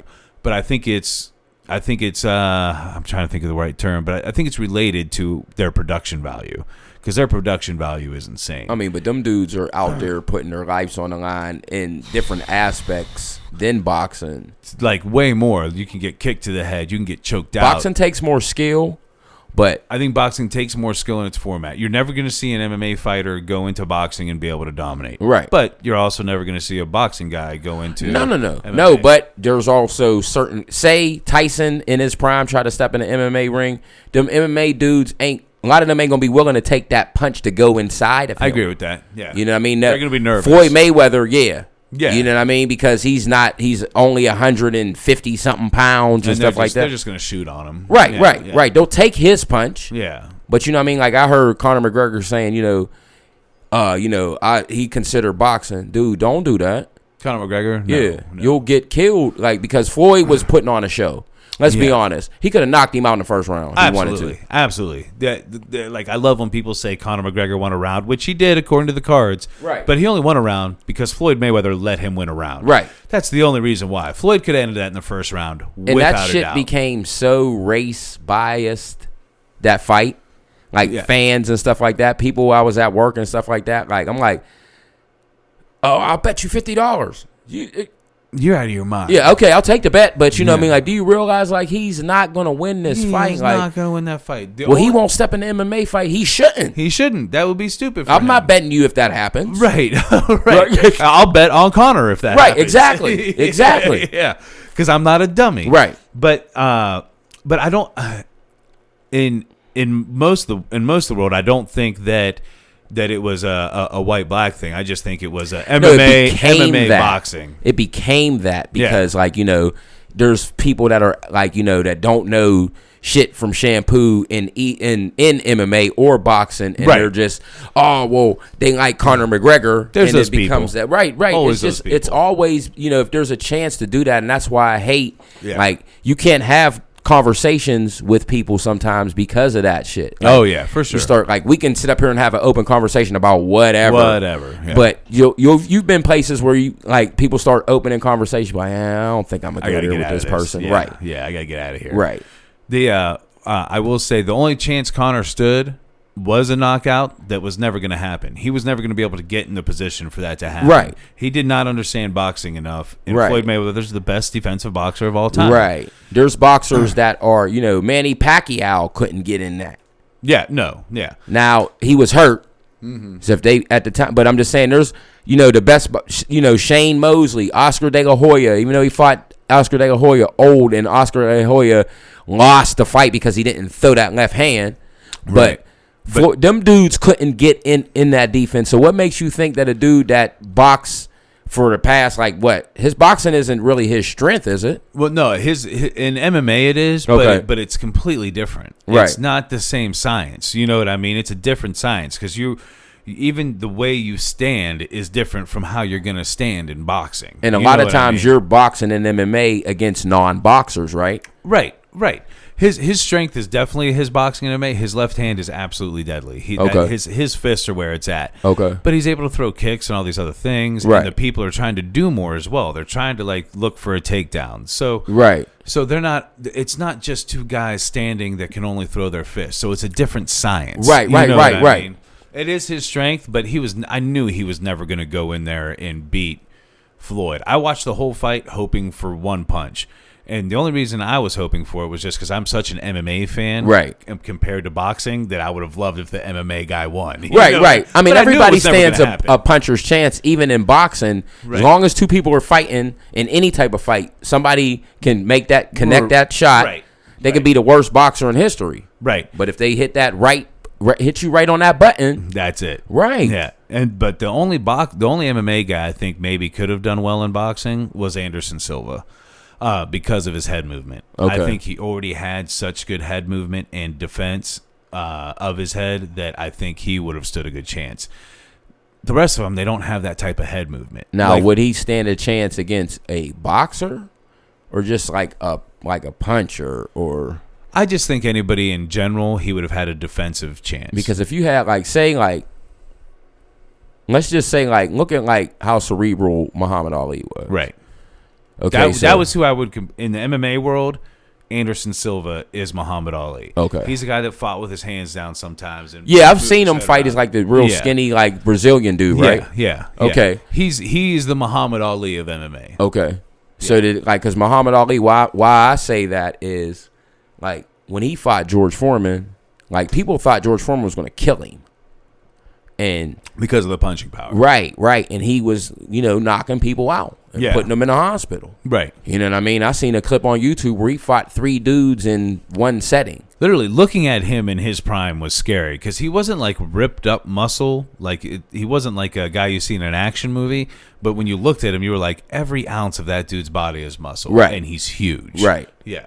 And so when he fought Ali just realized that if he got up against those ropes, that he would, now he can't tee off on him because he's letting the ropes and his body withstand those punches, yeah, he's right? letting him like absorb the way and then he's just let him leaning tire himself out. Yeah. I think he took a decent amount of damage. He but did. but he took as much as he knew he could handle. Right, but if he would have tried to fight him in the middle of the ring, he would have took much more. Completely agree. Because Right. then you're going forward. He wasn't even doing counter striking. He No, literally was just letting him punch him. Push him off every once in a while and then get back into that. You know what I mean? And then That's the rope-a-dope. right. Yeah. And you never seen nobody else use that after that. No, not like that. Well, because you got to take a lot of damage to do it. Right. But it was such a chess move on Muhammad Ali's point. Absolutely. Like, he's like, I'm just looking at this fight. And I can't remember if they planned for that beforehand, but regardless of when they did it, he was like, I'm looking at this for a 12-round fight. And if I let him do this for 5 or 6 rounds, he's going to be They dead said that tired. wasn't the game plan. Like, his trainer was yelling at him in between rounds, like, you need to start throwing punches. Yeah. Well, he made the right call. Yeah. Because I don't know if he would have won that fight any I don't other think way. he would have. Yeah. Because dude, that was the Rumble in the Jungle was an insane fight. Mm-hmm. Everybody did think Muhammad Ali was going to kill it. He was kind of new coming back from the whole draft thing too, wasn't he? He was already at that point. I think him and Frazier had fought already twice, and so he had a couple fights and he had a belt and then lost it to Frazier again. But did you see the Foreman Frazier fight? No, no, I've never seen nobody. Put it on. Put it on? You're gonna be like, yo, I've never seen anybody. You ain't even gotta put the whole fight in, just put the knockout. I've never seen somebody get lifted up off the canvas and start trying to run. He just tried to run away just immediately. Yeah. And he gets caught mid-run. Let's look up. Foreman Knocks out Frazier. Look, see, it is right there. It's the second. There's the first one. Yep. Go to the second one right there. 2 minutes and 10 seconds. Yep.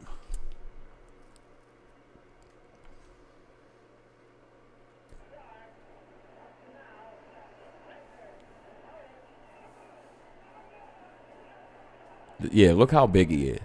Oh, Look, he just can't. He won't get any. He can't get out of that. He won't let him out of that corner. dude, it's actually crazy to look at how small. Look, he's running. Look. Oh yeah, he literally ran away. He wanted nothing to do with it. Dude, it's crazy to think that Foreman used to be that small. Right. Oh, dude, Frazier's terrified. Oh yeah. Look. standing He's in the like, corner. I ain't trying to go back out there. Look. Yeah. Look. Oh, that uppercut immediately. Oh my God. Foreman was the scariest dude.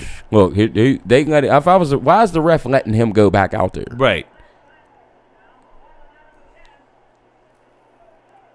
Look, he's just throwing haymakers. Dude, but all short and compact though. Right. It's not from real far away. He's just up at his grill. Oh God. Oh, he jumped. He took a little hop. He took a little hop. Oh, he's dancing. Oh, he hold on. Look, he don't even know where he's at. No, yo. he has no clue. This fight should have already been stopped. There it is. See? Yep, there he waved it off. Yeah, that fight should have been stopped before that. He literally hopped that one time like a little bunny. Oh man, that's crazy. I've never actually seen that. That was wild. Yeah, told you I'm a boxing fan, man. Yeah, I didn't realize you were that into it. So, yeah. so let me ask you a question. Do you know who Joe Calzaghe is? Yeah. You know who Joe Calzaghe is? Yeah. The little white dude? Yeah. Oh, no I shit. just saw, I was watching, who did I just see when he knocked out? He didn't knock out anybody towards the end of his career. Yeah, he but knocked he had out Prince knockouts. Nassim, didn't he? I think he did knock out Yeah, Prince that was a Nassim. vicious fight. Because Prince Nassim, I couldn't stand him because he was real flamboyant. Right, real flashy. And he just went in there, and I'm talking about he beat the brakes off of that dude. I think that was Calzaghe. Oh, I guarantee. Calzaghe was too good of a boxer. And he finished his career He retired completely undefeated. He had 32 knockouts. At the time, before Floyd Mayweather and what he's done now, he had the longest title defense in boxing history. It was 10 years. Okay. But nobody knew who he was, and that upset me about boxing because I wasn't a huge fan, but I watched it a lot. Okay. I watched Tyson. I watched the Foreman fights that once I got into boxing that I could see. Okay. But Roy Jones Jr. I watched the shit out of Roy Jones Jr. And then I found Joe Calzaghe. I was like, you know what? I'm going to get more into boxing. This is how I found Joe Calzaghe. I said, I'm going to get more into boxing. He fought on Showtime a lot. Oh, yeah. So I went to the Showtime On Demand. So I watched a bunch of his old fights. And I was like, this dude is unreal. Right. But nobody knew who he was. I would talk to somebody. They'd be like, I'm a huge boxing fan. This is while Joe was still fighting. Okay. Oh, so you know who Joe Calzaghe is? I have no idea. What do you mean? See, you thought you was going to get me, huh? I thought I was gonna get you. I thought I was. Yeah, no. He was a middleweight. Yeah. He was always trained by his dad, which I also thought was cool. He was a Welshman, and his last couple fights, he gave up his belts to fight Bernard Hopkins at light heavyweight, beat him for his belts, and then fought Roy Jones after that and beat Roy Jones. Okay. Because he was like, apparently I got to fight a couple big names in order for anybody to ever remember who I am. Right. So he fought him and he beat him. Right. Now, don't get me wrong, both were probably a little past their prime. Oh, if he fought Roy Jones and beat Roy Jones, then it was because Roy Jones was like that dude until he lost to Tarver the first time. And then after that, that's when he started losing. And I feel like moving up to heavyweight was bad for him too. I remember one fight he moved up to heavyweight. Was it light heavyweight? Yeah. He moved up the one time, and it was. He won a belt up there, but he fought like who was it? John Ruiz or something like that. Yeah, but could you imagine fighting those dudes and like he that fought much like slower? A journeyman that like just happened to have one of them like bullshit belts. Or something. Right. But could you imagine going up fighting those guys that are heavier? Because that jump to light heavyweight is still a big jump speed wise. Right. Oh yeah. For speed. And you lose a lot of it. Yeah. And then you go back down. You go back down after fighting this slow guy and like, oh fuck, I forgot how fast these guys move. Right. I just think that was a bad move for him. He still did great after that. I just not great actually. Once he lost, man, his career kind of went downhill after that. Yeah. Burger started knocking him out because he had no chin. Yeah, his chin disappeared, didn't it? Yeah. Well, I mean, nobody ever hit him because you couldn't get in. Mm-hmm. He was too fast. He was too fast, and he had that explosive He had power in both hands, yeah. Explosive punch, man. Just I would compare his explosiveness to Tyson's. Close to it. Yeah. All right, but we were talking about getting to some more top fives. Okay, let's get it. All right, so what am I thinking for the next top five? I'm just going to say comedy movies. Comedy movies? Just straight up comedy movies. All right. And I'll tell you what, this bourbon and the flour are getting a hold of me a little bit, so I gotta figure my life out here. I'm gonna just do a little comedy movies, bring some up, trying to get my brain flowing a little bit here. Ain't none of them that they just pulled up. Yeah, these are all just the new ones. Let's do classic.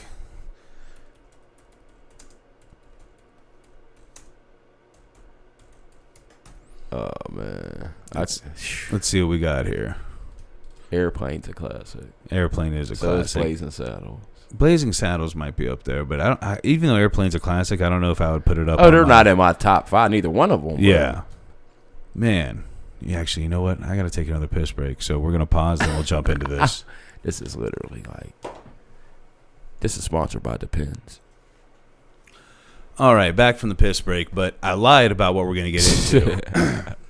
Because one of the reasons a bunch of people wanted Brendon to come back was because the last podcast, his story of his travels to California. And people said that I didn't jump into enough of why he trusted this guy enough to go out there, especially because it ended up the way it did so poorly. Right. So basically, this guy, you went out there and he was making your beats. He was the one posting your music, putting it up on all the different things. And when you guys had your falling out, which go back and listen to the first one if you want that full story. Right. But he took all your shit off. Right. Like, so no longer can you get it on iTunes or anywhere else, which is crazy. Right. And it's good fucking music. I still bump it in my car. Thank you.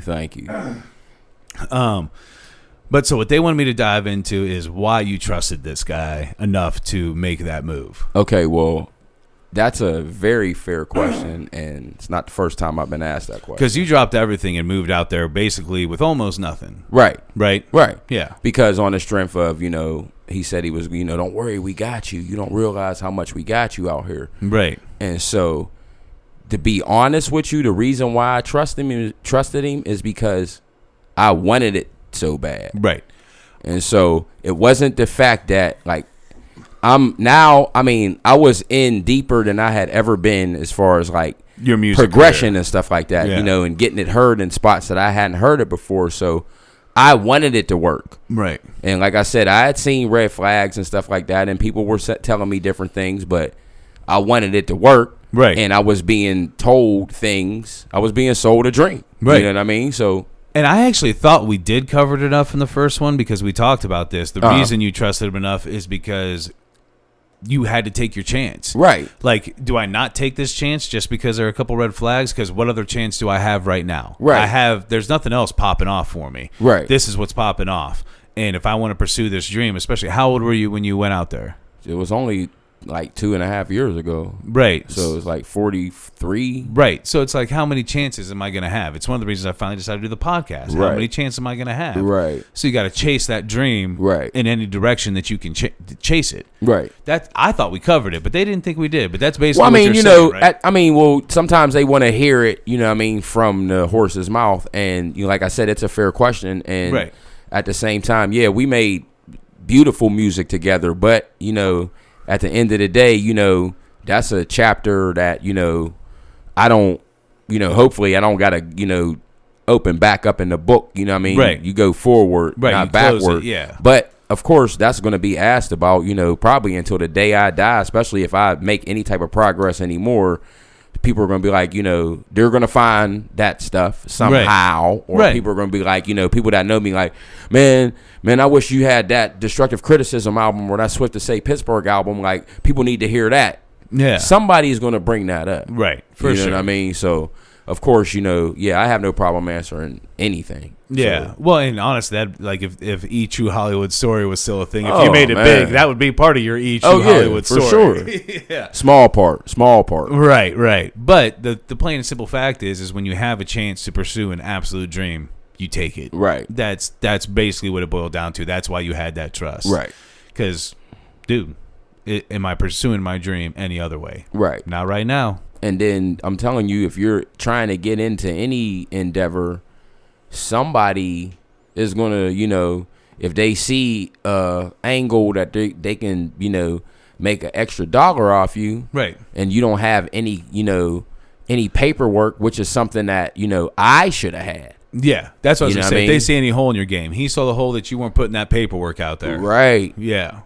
So, moving forward, like I said, I got some stuff lined up. I'm going to Atlanta at the end of the month, and my homegirl, who, it's like family, we grew up together. Yeah. And she's got a club down there, and even before all of that shit, when I was going to move out to California, she offered me to come down to Atlanta. Okay. And music scene's popping off in Atlanta right, still. But the thing is, I wouldn't have had to worry about her doing anything against me. Right. You know what I mean? Because, because you've known her forever. Right. She's like family. Right. Yeah. And she don't want nothing from me. She just wants to see me succeed. Right. You know what I mean? She's just got some way that where maybe she can help you out. Right. And she's not promising big things, you know what I mean? But she knows she has connections that the next person doesn't have. Yeah. You know what I mean? And like I said, it's always the thing that, I love her about, because she's the same way now as she was while we were growing up. Right. You know what I mean? She hasn't changed her straight shooters going, she ain't going, sugarcoat shit when she talks to me, and I don't want her to. So what's the plan for Atlanta? Well, I mean, she has like a artist night down there, and she always has like different nights. Like she has like a producer battle and DJ battles, and she'll have different people down there from the radio stations come down there and, listen and stuff like that. And so, the plan is to go down there with some new material, and, try to get it cracking that way. Right, because I'm sure you've still been writing, right? I never stop writing. Even if I stop rapping, I'm never gonna stop writing because it's a release. Right. It's just something that comes into your head. Right. By the way, do you want another beer? I'm cool right now.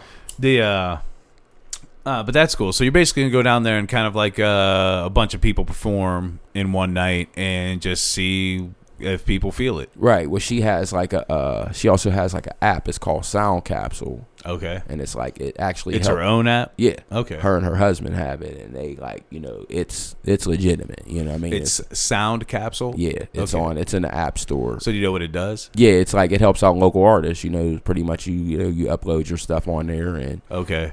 You know, it's real interactive. It's just, you know, she's basically, you know, they have like giveaways and stuff where like the artists, if you win, like I think it's like every month or every couple months, they give you $500. Word. And then at the end of the year, I think it's like $1,000 and like interviews on podcast and, you know, studio time, something. Don't get me. Just something to put you out there publicly. Right. It, you know, it's to help, you know, there's a lot of people that are going out there and, you know, they're trying to just take money off of you and stuff like that. Right. And that's not the case. Right. So how long you going out there for? Just for a couple of days, like probably like 4 days max. I took one trip down that way, and I was supposed to leave at like noon this one day, and I didn't end up like actually leaving the area till 5 because I was just driving around looking at houses. It's beautiful out there, bro. It is beautiful. But that's cool, man. I think it's a perfect chance. I think just taking the couple-day trip and doing that little rap show, that's the perfect chance for you to just get known there a little bit, see if people feel it. Right. Because if she's running it, then if people feel it, they're going to say something to her. And she'll be like, hey, we got a little bit of a catch down here. She already plays my stuff for people. Does she? Yeah, nice, man. That's awesome. Shout out to iLounge Atlanta. iLounge? iLounge Atlanta. iLounge Atlanta. Yes, beautiful, sir. Beautiful. Well, that's cool, man. I'm glad you're doing something. I do want to see you jump back in the comedy realm, though, man. I'm getting to it, man. It's, you know, I have a bunch of material that I had wrote that I never, you know, did, and I already have some stuff done. So it's just the fact of getting back on the horse and trying to find some venues to do it at. So. Yeah, I was going to say, how hard is it to find venues in Pittsburgh? They have open mics, but, you know, you got to go through the process of the open mic stuff. You know what I mean? Like, you know, go, and I think you got to bring so many people, and then it's a 2-drink minimum, and it's more about making the venue money as opposed to not getting your stuff out. And so there's a couple of places, but I'm not familiar because I'm, you know, like I said, I haven't been back that long. Right. So I know, like I told you earlier, I don't know if I brought it up in the podcast or not, but I told you earlier I met this girl. She came into the dive bar that I work at. And the reason I started talking to her is because she was like writing in this book. Okay. Like everybody's having this party over here in the bar, and she's just having her beer and writing in this book. Okay. So I was just interested, you know what I mean? I'm like, what? So I went over, I was like, what are you doing? She was like, oh, you know, I'm just trying to write some jokes. I'm like, okay, so what are you writing jokes for? Right. She's like, I've actually been doing like open mics and stuff in Pittsburgh, and I'm really thinking I want to try to dive into the comedy world. So maybe what she knows, because she's doing it right now, some places that you could get into easier open mics. Oh yeah, I would definitely love to, you know. I actually told her about you. Okay. Yeah. Cool. So I'll tell her that you're looking to get back into it, but you've been out of it for so long that you're looking for some places to do some open mics where they're not, oh, you got to bring so many people with you and do all this nonsense. Because I guarantee you she doesn't have that. So she must know these little more hole-in-the-wall places or something. But that's a good place to start working material. Yeah, that's the thing. You got to work your material. You know what I mean? Like, even with, you know, like, you see how Eddie Murphy's got the Netflix deal where he's got to do the 2 specials. Yeah, I can't wait to see that. He's got to get out and work that material. So yeah, there's going to be... He's not going to be quick enough for, like, it's an art. Right. You gotta it's a muscle. You gotta exercise it. You know what I mean? Right, yeah. right. Yeah. And so, you know, there's gonna be either you'll start to see footage leak on YouTube of him going to the Comedy Store, these, that, and the other, or they're gonna do that Chappelle shit where they take your phones. Oh yeah.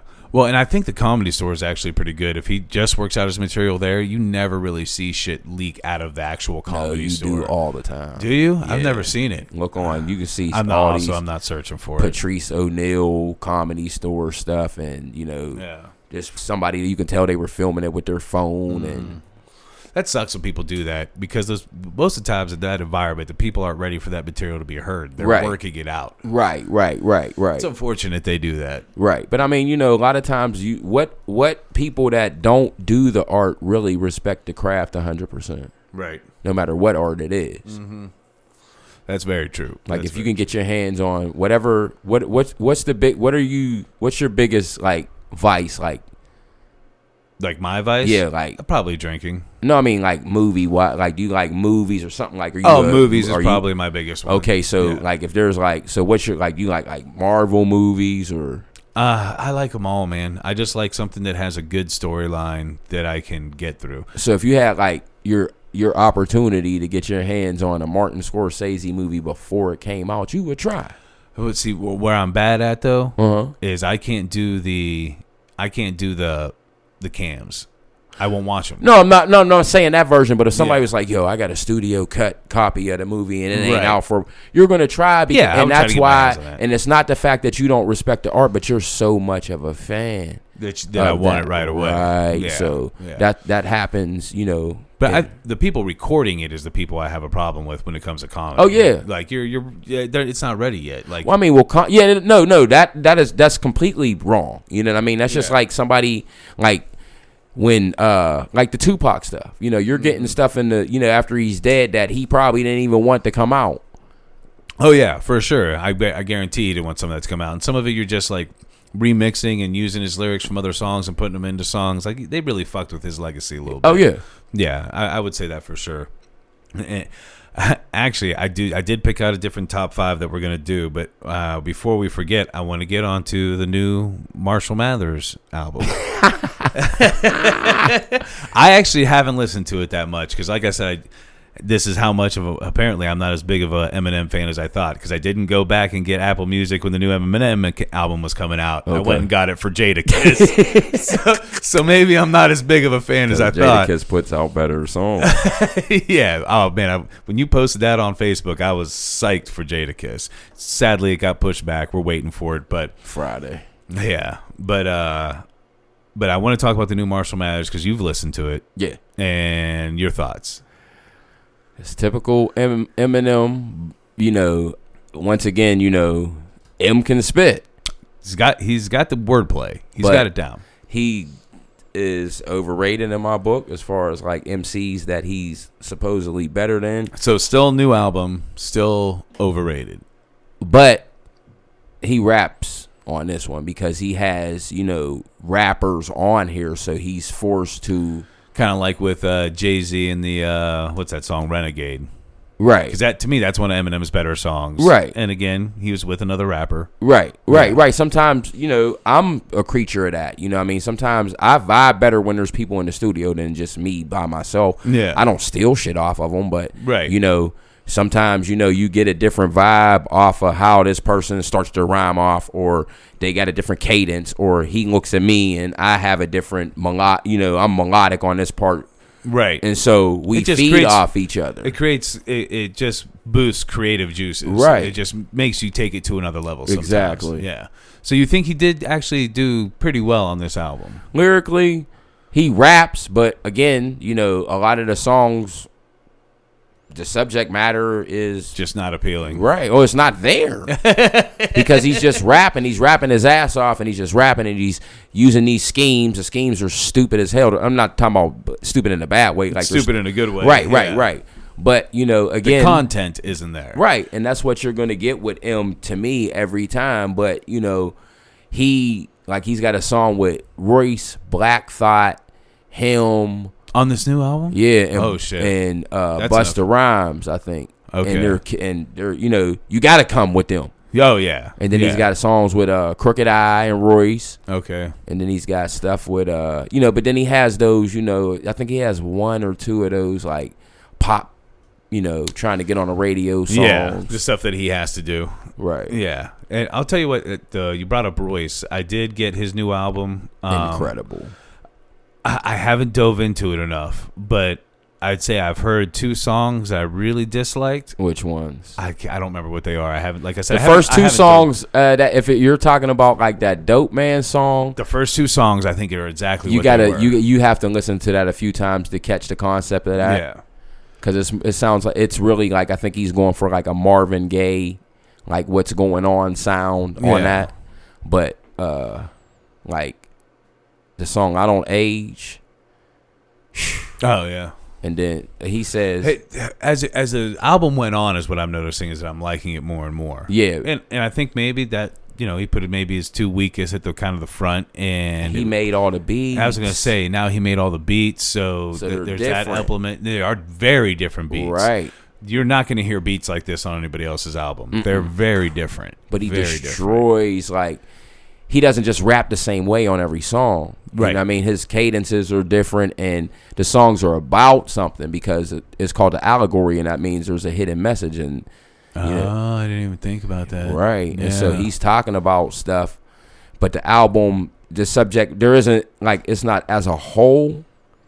You know what I mean? Like, it's not a concept where you got to listen to the whole album to get the it. Message. Yeah, right. You know, because each song are about different topics. Yeah, you know what I mean? Like, but the like that I Don't Age. I like Royce when he just goes. That I like most rappers when they just go. I love rap songs where there's no hook. Right. Where they're just rapping. But you got to be killing it to me to be no hook type of rapper. You know what I mean? Agree. But like, and obviously it was easier for them because they're a group. But to me, one of my favorite rap songs ever is Triumph by Wu-Tang. Yeah. Because they're all they just take turns ripping murdering it. Well, hey, what was that Royce da 5'9" song you keep talking about? I Don't Age. I Don't Age. I Don't Age, Thou Shall, and I Play Forever are my favorite songs on there. And Tricked.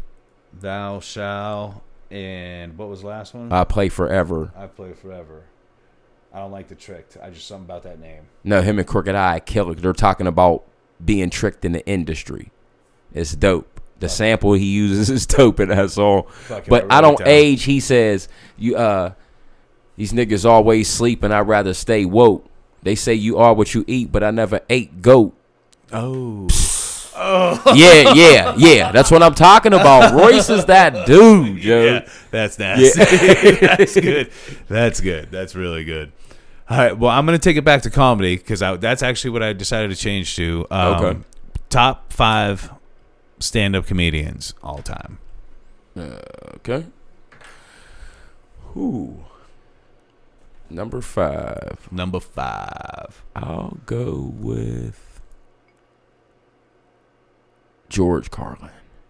Wow, what a pull. Somebody I actually haven't listened to enough. I really have not. He got very political. It was very intelligent comedy. I love that you pulled that pick out because that's what I know for sure is it's very intelligent comedy. It's not just going to be, dick and fart jokes, anything like that. Right. Yeah, that's awesome. And he's considered one of the best of all time. He without is. a doubt. Yeah. That's a good pick. The shit with his little bit about the names. My favorite bit is his bit on religion, but I'm not going to get into that.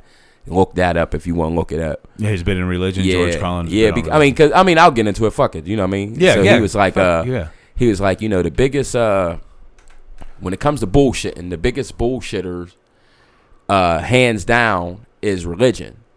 He's like, you think it's politics? No, it's religion. And he's like, because they actually got you to believe that there's an invisible man in the sky.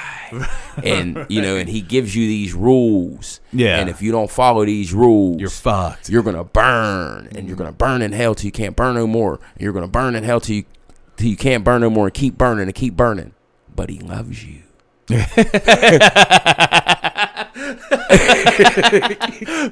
but he loves you. That's good. That's actually really good. That's great. That's good. The first time I heard that, I died. And then he was talking to there's one where he talks about names. He's like, I'm sick of these kids today with these punk ass names like Tyler and Tevin and like Blake and all of those names. And he was like, he's like, what happened to the names? He said, I'll give you a name, Eddie.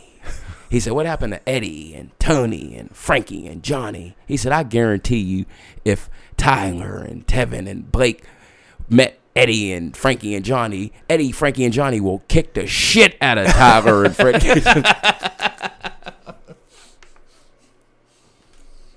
That's good. All right, my first one, I am going to put out there, my number 5. The only reason it's number 5 is because sometimes I feel like the material from that time frame is hard to relate. Write down one that I know you're going to put in your list. Oh, God. Don't look over here. I'm not going to look. I'm not looking, but I want to see if it is up there. But so the time frame, I don't know if the comedy relates as much to today's time frame, but especially at the time, it was the best that maybe was ever done besides Richard Pryor, and I'm going to go with Eddie Murphy. See, Eddie Murphy might have been my one. Oh, still really? Might be. Well, because Ron and Delirious were insane. Yeah. They were insane. Yeah. I can't wait to see what he does coming up, but I just don't know if his comedy from then is going to relate to today as much. It should. He's just that fucking funny. Like, he really is that even funny. in his worst movies, he's funny. He's hilarious. He actually, even though his movies failed for I don't know how long back to back, he was still getting his quote, like exactly what he demanded for a movie, because he's still amazing in those bad movies. It's not his fault the movies end up being bad. Too. Oh, yeah. Like, even when he plays, like, even, this ain't a movie that I particularly, like, watch all like that, but I seen Dreamgirls, and his character in that movie, he was up for an Oscar for that, and he plays the shit out of that role. Even that Dolomite Is My Name. Oh, I haven't watched that yet. That's great. I haven't He's watched great it. in that. I've been meaning to get on that. That's a movie, right? Not a show. Yeah, I've been needing to get on that. That's on Netflix. Yeah. I knew that. I got to get on Dreamgirls. But his role in Dreamgirls, it'll be like almost bring you to tears, like, because his character is real sad. Oh, really? Yeah, he's like a singer that is like popular, and then he starts getting old and falling off and stuff like that, and so he can't really take, that he's not as popular anymore. Right. So, yeah, I'll have to check that out for sure. I don't know why I've never watched that movie, to be honest. I really can't explain. It's like why. a chick flick, basically. Yeah. All right, so what's your next one? I'm gonna go with I'll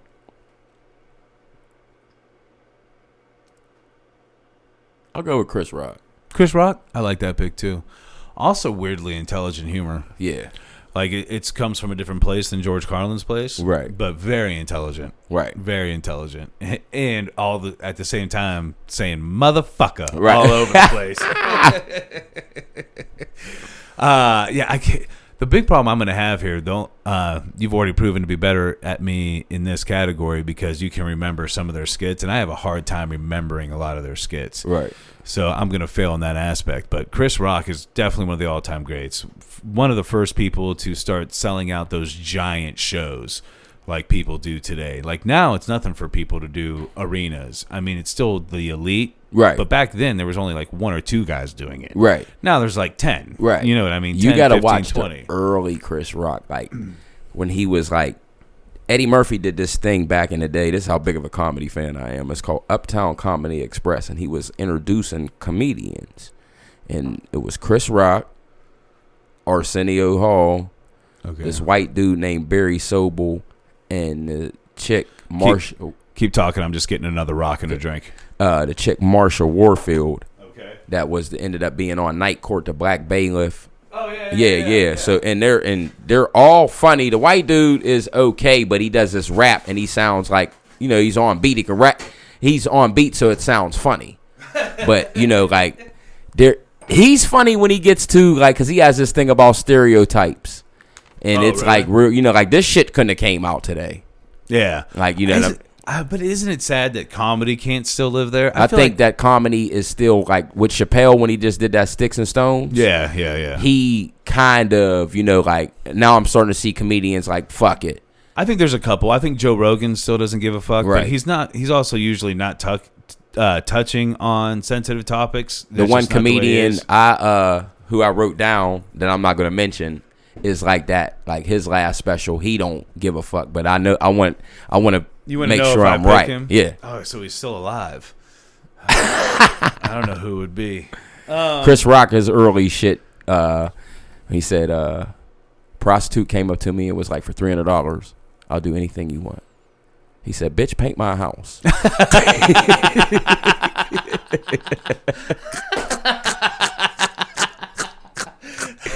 See, like something that something that would be more expensive than $300. Right. But I'm just saying, like, you can do anything I want. Don't open that question. Don't open that door. You better be more specific. Right. Yeah. You better be talking about sexual acts because I will have you doing some shit. I need you to pave my driveway. Yep. That's great. Pave my house. I can't remember if it was him or Dave Chappelle. They had a joke.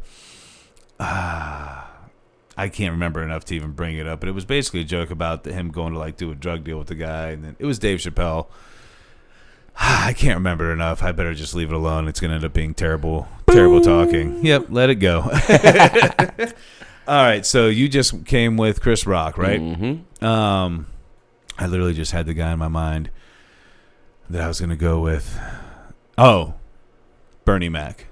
God damn it! That was gonna be one of mine. Fuck. Listen, he's one of the best ever. To me, one of the best ever. Just even the way that he talked was amazing. Yeah.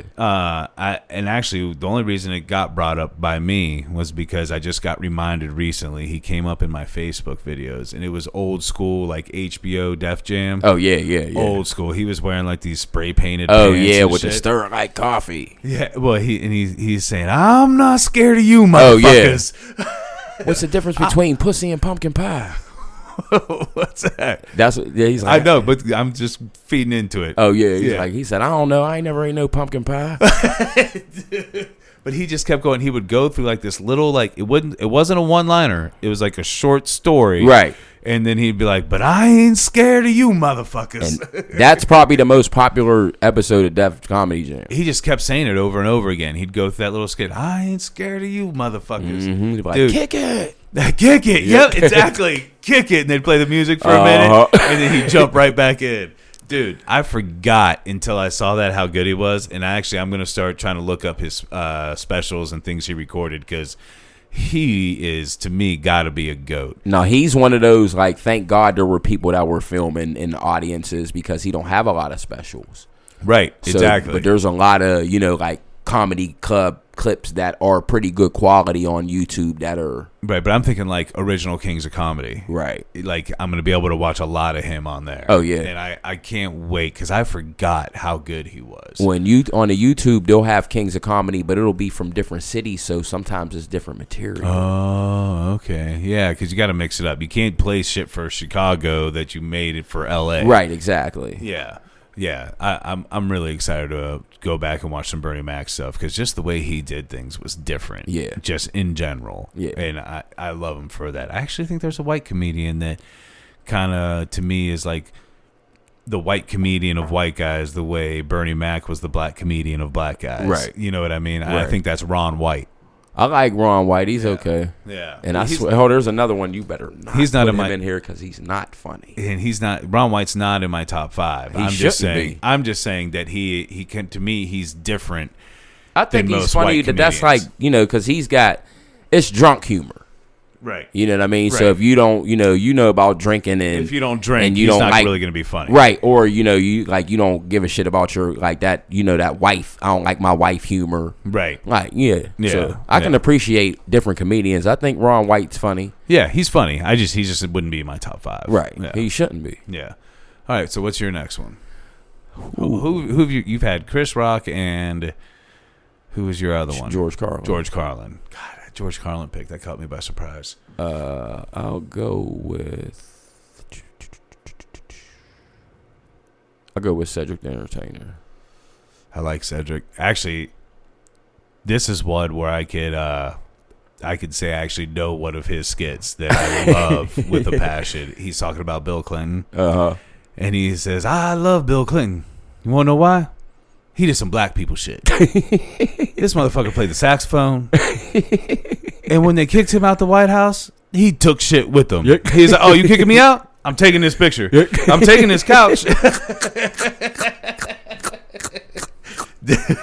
Cedric's hilarious. He is. And he's one of the few comedians I'd be able to quote. Oh, yeah. He's funny as hell. I've seen him live a few times. Oh, really? Yeah. I'm actually, I've never been to like one of the big comedians live shows. Okay. I've been to comedy places, but not like one of the guys. Okay, You know what yeah. I mean? I seen Chappelle twice. Oh, shit. I seen Chris Rock once. Me and my man just went to go see Earthquake, who's funny as shit. Oh, dude, Earthquake is hilarious. He's hilarious, yeah. Him, two of the first comedians I really got turned on to was Earthquake and what's that big guy, Bruce. Bruce is funny. Bruce is funny. Actually, another one I can quote. He said, "Man, I go to Sizzler." he's like, I stuff my cheeks full. I'll just be driving down the road. Next thing you know, I'm chewing on something. It's like, what are you chewing on? Sizzler. I store that shit like a chipmunk. Yeah, Bruce is funny. But Cedric the Entertainer, I think that's a great pick. And honestly, great movies, too. Some.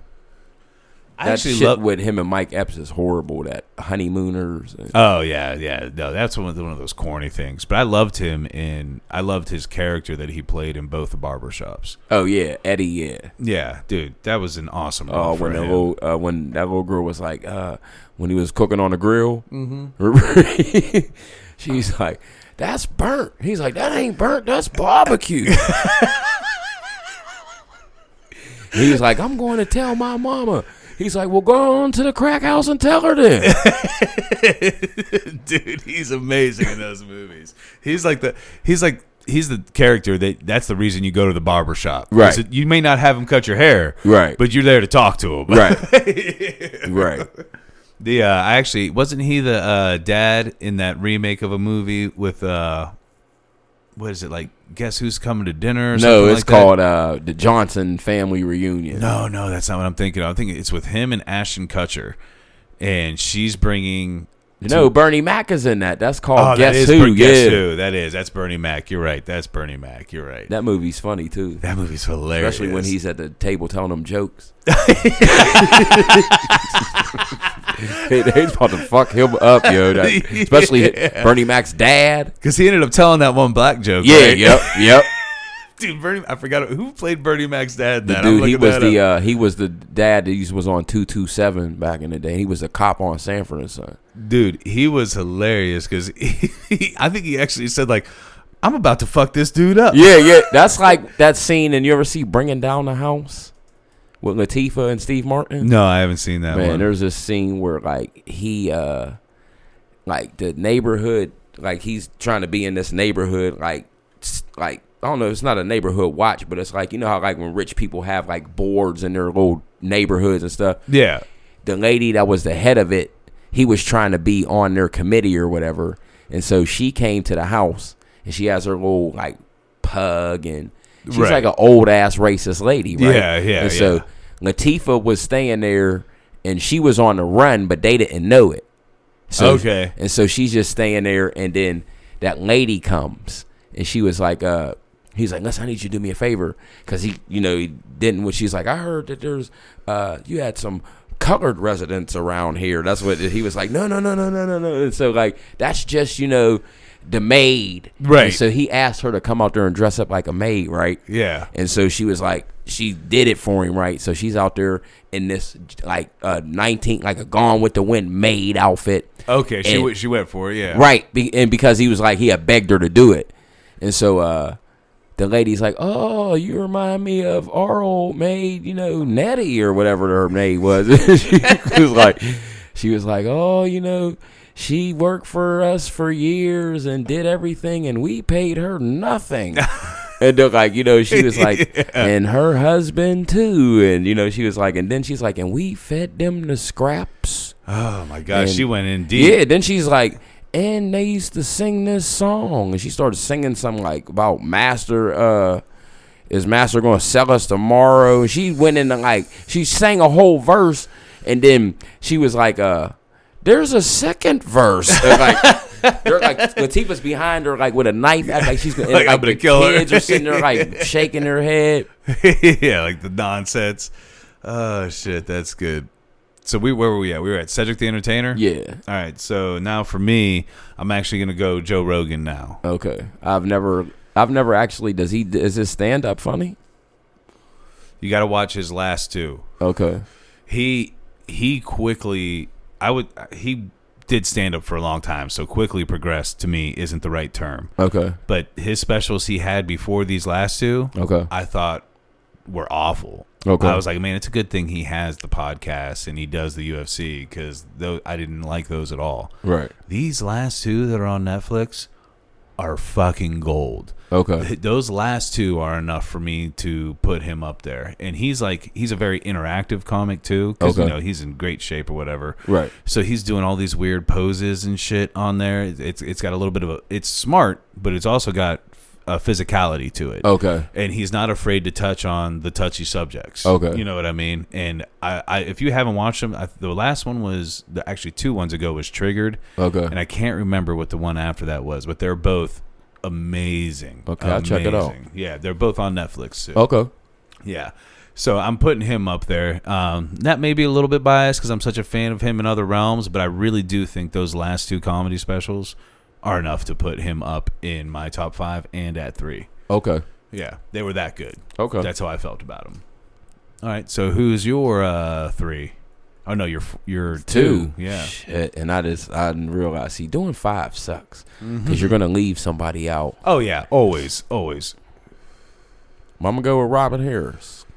Robin Harris. That's a dude that he played the dad in House Party. We talked about him on the last podcast. Did we look him up the last podcast? Yeah, he's the dad in House Party. Oh yeah. I know who this dude is. I've never seen his stand up though. He has a half an hour comedy special that's on YouTube. That was an HBO, but he has it's an audio. It's called you heard Bebe's Kids. Yeah. That's him. No shit. Yeah. Oh no shit. I didn't realize that. Yeah. I watched Bebe Kids back in the day. Yeah.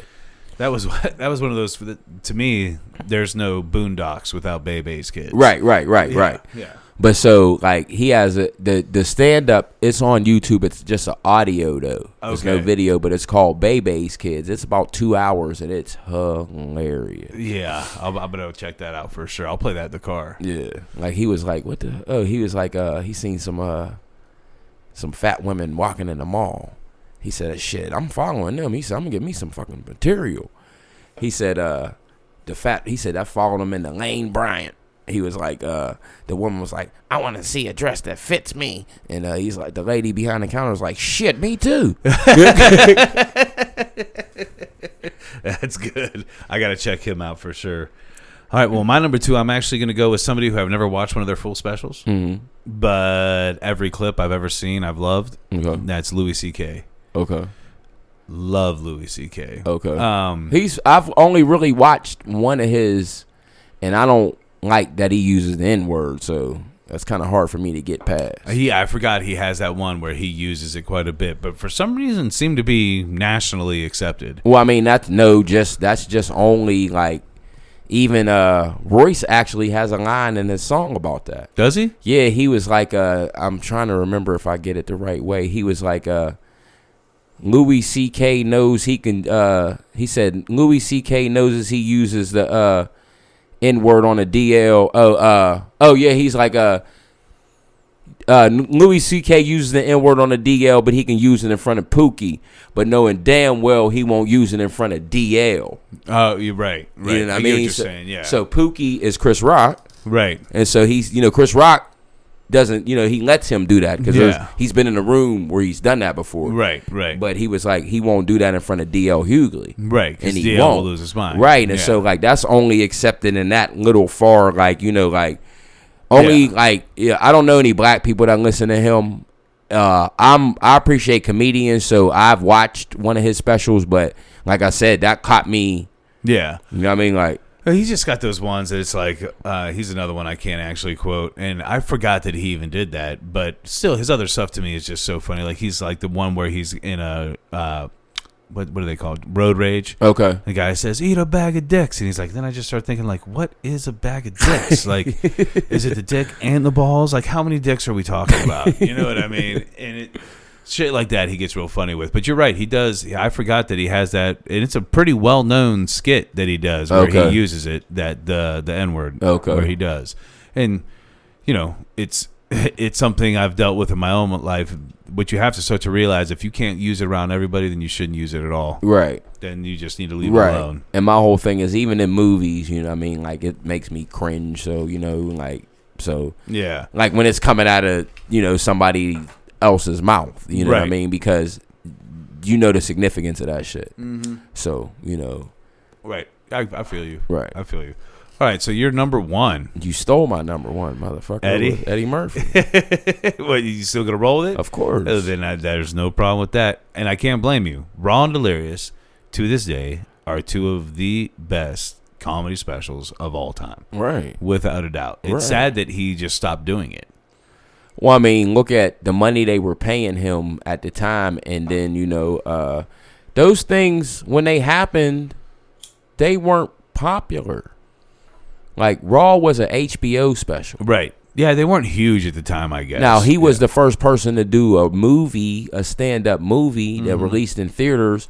But, you know, at the time, like, you know, it wasn't like, you know, a Star Wars wasn't selling like that and stuff like that. Right. But when once over time, it became where it was like, damn, that was incredible. Yeah. You know what I mean? Like, even there's only a few people like Martin. Right, Martin. You know what I mean? Like, there's other people, you know, like, there's a few people that can go on that format and actually put out a comedy movie that you're going to go to the movies and see. Right. And again, Martin Lawrence is one of the all-time great stand-ups, too. He has great stand-up. Yeah. Again, Def Comedy Jam days. Right. Yeah. Even Run Tell That, and what was the other one? You So Crazy. Oh, yeah. Yeah. Yep. Yeah. Killers. And Martin, that's one of the funniest shows ever. Mm-hmm.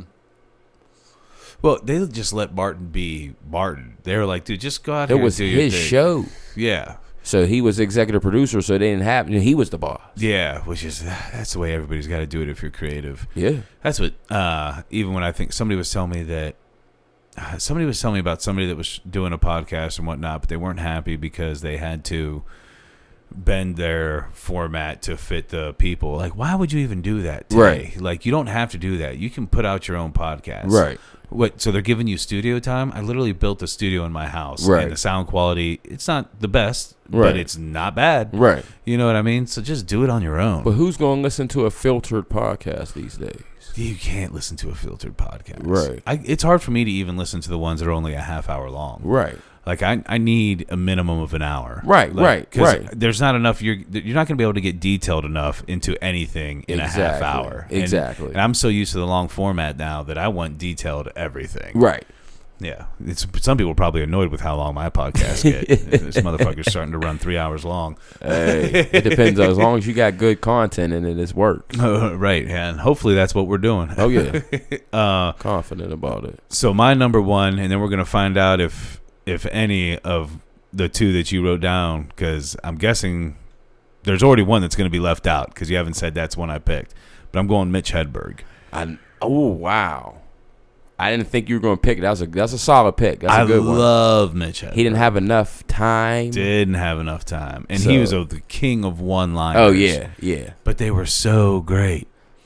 And so great. The special that I watched, the audience wasn't ready for. It didn't seem like they were ready for his style of humor because it was completely different. Right.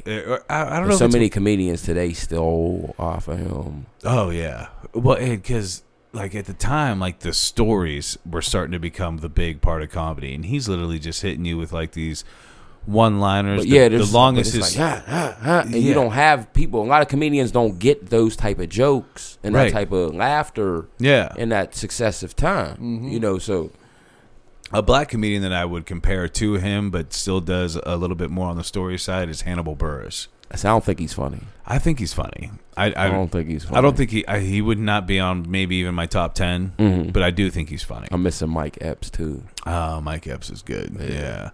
But with like Mitch Hedberg, like where he just came from on some things, he said, like, when I have my drink, my limes float. So they should have a bunch of limes on airplanes. So when they go down, yeah, because I'm fucked up. And he was fucked up when he was doing this shit. He was like, so when the plane goes down, you are saved by the buoyancy of citrus. or when he said, he said he went into a Subway I go into a Subway one time, and I was like, hey man, can I just get some bread for these ducks out here? Like, he just wanted to feed these ducks that were outside, and they're like, oh, it's for ducks? Here, you can just have it. He's like, I did not know ducks ate for free at Subway. he said, I'll take 3 meatball sandwiches, and it's all for ducks, and they all want sun chips. That's funny. But I loved him. He was the king of one-liners. He did not have enough material out there. I think 2 albums and then something that they just recorded randomly while he was out there. But I think he's one of the best. Yeah, I he's really funny. do. He's real funny. So who did you think I was going to say? I had Bill Burr. I do love Bill Burr. Actually, Bill Burr, I do actually think is one of the best comics out there. Yeah, I should he's have had funny. that up there. And then one I was praying you don't mention because he's not funny was Dane Cook. Oh, no. Like, when I first got into comedy, I thought Dane Cook was the shit. And then once I got out of it, there's one skit I like from him. But other than that, there's nothing. I listened to him a lot back in the day, and I can't remember any of it. Like, his one album I played over and over again. Okay. But it was when I was first getting into comedy. Okay. I hadn't really listened to stand-up. Okay. But he had this one skit, and it was about you see couples that just hate each other, but they won't break up. And he was like, oh, should I get the peanut butter? Like, yes, get the fucking peanut butter. He's like, I'm just going to wait this out long enough till one of us kills each other, and then we'll call it a day or something like that. But that was the one thing, because that was so relatable. Okay. How many times are you stuck in a relationship? Oh, yeah. And you're just like, I hate this fucking woman, but I'm not going to break up with her. We're just going to keep dealing with this shit. Right. So that was the one skit I thought he had that was good. But other than that, no, I agree. I'm not a big Dane Cook fan. Okay. Yeah. There's a dude you can look up. He's kind of funny. His name is Tony Roberts. Like the motivational speaker. But he's a comedian. You got to put comedian Tony Roberts. No, because of that motivational speaker. Yeah, it's not Tony. His name isn't Tony Robbins. Yes, it is. No, it's Tony Robbins. Okay, yeah, but he has this one little skit where he talks about, it's like he comes on and it's like a little rap song. Okay. And he'll be like, you need your ass beat. You need your ass beat. He's like, you at the bus stop in a fur coat. You need your ass beat. You need your ass beat. He's like, you in a wheelchair and your shoes dirty. You need your ass beat. Yeah. Like all real things. Like, yeah, I get you that. Bald That's up good. here but got braids right here. You need your ass beat. I actually love the you're in a wheelchair but you got dirty shoes. Why are your shoes dirty? Right. He's like, you at the family reunion trying to pull women. You need your ass beat. I gotta look super fly for this family reunion.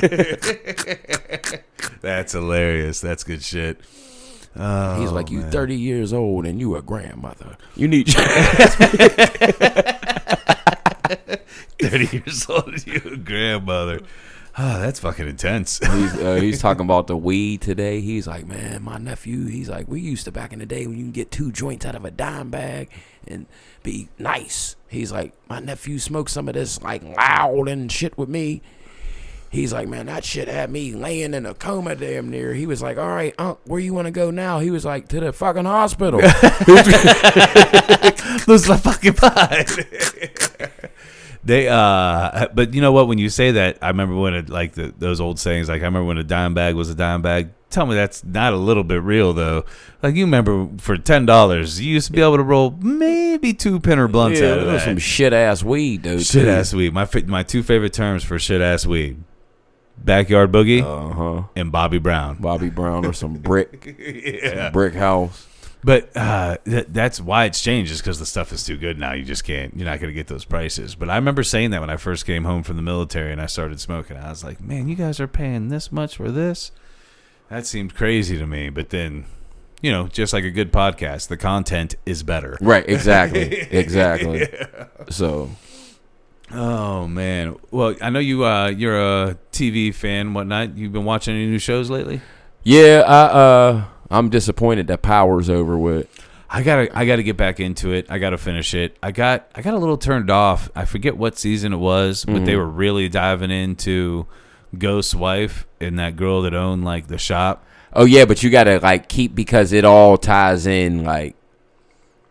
But it became for me, too much about the women on the show, and I was like, I want to know what's going on with these fools over here. It doesn't just have to be about ghosts. I like the story with Tommy and the Italians. Well, you know Tommy's getting his own show now. Oh, no shit. Yeah, that's why you got to catch back up because I don't want to spoil anything for you. But there's 4 more shows coming from Power now. No shit. Yeah. Yeah, because, dude, I loved, especially when it first started, I loved that character of Ghost. I mean, because that's the way, I always tell people, like, you got to move in silence. You know what I mean? And Ghost moved in silence. And that's what I think, like, is going forward on this show. Like, just watch, and I'm telling you, you'll be like, right, yo. And then after that, I'll be like, okay, then I'll give you my theory on everything after you. But you have to watch it because I don't want to spoil it for you. Yeah, I'll get caught up. 50 Cent, because that's his show. Yeah. He's got another show right now. For Life. I love it, dude. I haven't watched it yet. You haven't watched it? No, Oh, man. It's good. It's good. It's a true story, too. Yeah, based on a true story. I'm sure there's going to be other stories intermingled that aren't, because, he's going to be battling all kinds of cases and shit. Yeah, and I guess that dude ends up writing, like stuff for lawyers outside of jail. No shit. Yeah. But yeah, no, so far I love that show. It's one that, because Hulu, it's one of the ones that comes up on Hulu, because I barely watch my actual TV anymore. Yeah, who does? Yeah, it's all the streaming services, and that's one that gets loaded up on Hulu the day after it airs. Right. And it's one that I look forward to. I'm like, all right, I know For Life just aired last night. Here we go. I'm a big fan. I don't know what it is. I love like cop and lawyer shows, period. Okay. But this one has that extra aspect of a lawyer practicing law while he's still in prison. See, I got so lawyered out with Law and Order and all the 500 Law and Orders, and I still watch them, the Special Victims Unit, right? But it's not as good. Like my favorite one right now is probably Chicago PD. But I'm so used to, like, it's gonna be weird watching a lawyer show and you don't hear don't. You know what I mean? Like, yeah, for sure, right? For sure. So, but it's but you gotta check that show out. I will. You gotta check that show out. I'll check it out. So what else you been on? I'm waiting for The Chi to start back up. The Chi is really good. I never watched that. That's good, actually. You might like that. What's that on Showtime? Yeah. I never watched that. I don't really know why. I get real nervous about. It's more about the complexity of the characters. Okay. And but what's it based on? Common executive produces it. Okay. And it's just about, like, it has a character, like, there's a dude that's like the neighborhood drunk. Okay. And how it starts is he had this lady he was dating, and he was, I guess she had a son when he was dating her, and he called himself, raising the son. Okay. And the son gets killed. And it's all in Chicago. In the first episode. Okay. And they're trying to find out who did it. And he sees who does it. Okay, shit. So then he goes over and kills that kid. No shit. And then, nobody's seen that. Right. So, you know what I mean? Like, it just, it starts to unfold that way. Like, and then the one dude's brother who got killed, he owns he's a chef, and he's trying to get a food truck. Okay. And all that stuff. And then it's like him and his girlfriend, and then there's like these kids that are in the neighborhood. They're in school, and there's 3 different kids. One kid's the drug dealer his brother's raising him because they don't know what happened to his parents, but his brother's like one of the notorious drug dealers in the neighborhood. So he's selling drugs. Yeah, he ends up doing it. Check it it's out. good. Yeah. And then Common's like this Muslim dude who has like this mosque in there, and he like helps out people in the community. And that dude who kills the brother that killed his stepson, like Common kind of like tries to help him get on the right track and stuff like that. And okay. Oh, you got a little stink bug over there. Oh man, they're starting to come back. Son of a bitch. Man, them shit. You gotta put them in the toilet. Yeah. Oh yeah, flush them or throw them outside. Only 2 options. One show I was going to tell you to check out, just because you're such a fan of stand-up comedy, and I never would have thought to watch it. It's an Amazon show. Mm-hmm. I don't have Amazon. No. Mm-mm. We'll talk after. All right. But so it's an Amazon show, and it's actually about stand-up comedy back in the day when people were still getting arrested for talking too vulgar on stage. Oh, okay, like Lenny Bruce era. Lenny Bruce era, Okay. yeah. Lenny Bruce is actually one of the characters in the show. There's somebody that's playing Lenny Bruce. Oh, okay. All right. Okay. And, but it's about a woman who her husband is like, they're a Jewish family. Okay. Her husband is like some kind of financial guy. He does good in business, but he always wants to go down to do the comedy thing. And back then, it was a lot easier to steal material from comics, Right, because right. not as many people listen. It's not an intellectual property. Right, and nobody was going to know if you were doing it. Right. You know what I mean? So people couldn't even really get upset with you, because unless they saw the person play at the same place another time, then they never would have known that was his material. Right. Because they didn't have the internet. Right. Yeah, it's a real tricky thing with jokes. Like, you can't really copyright jokes. Yeah, that is tough. Yeah, because there could be subtle differences. Right. But so he goes down with his wife. His wife is actually the star of the show, and he goes down with his wife, and they do the comedy thing, and he has this little thing that he does that people laugh to at the local place. And they end up getting. She ends up finding out that he's cheating on her, and they get a divorce and all this, and she finds out that he stole the comedy from a famous comic. You know what I mean? So she gets hammered drunk. Once she finds out that she cheated, she goes down in like her nightie and a coat and goes to the comedy place they always went to and jumps on stage, not to try to do a set, just to like talk, because she's hammered, and she ends up being hilarious. Why have I heard of this before? If you listen to Joe Rogan at all, it's one of his favorites. What's the name of it? Marvelous Miss Maisel. Yeah, okay, I have heard of it. It is so good. I wanna didn't check realize it I out. hadn't said the name. It is so good. The comedy in it for a TV show to have this good of stand-up comedy in it, to me, is crazy, because it's awesome. It's incredible. There was a show that my aunt showed me, and it ended up getting taken off of the air. It was on HBO. The show was funny as hell, and I can't remember the name of it. The girl said like some sort of racist shit, and this was like right when all that shit was starting up, and they were just pulling people off the air for Yeah. And the little girl, she had a biracial little baby, and the son's name was Larry Bird. What the fuck is the name? I'm telling you, the show, it was written real funny. Let me look this up real quick, yo. Yeah, I'm gonna try it on here. I'm gonna look up biracial Larry Bird. Yeah, because I want to watch the show, because I got HBO now, and that show was actually funny. Biracial Larry Bird. Here, look, this is my mom. Tell her I'm in the middle of a podcast. Yeah, go ahead. Mom, let me call you right back. I'm in the middle of recording a podcast. That's okay. Love you too.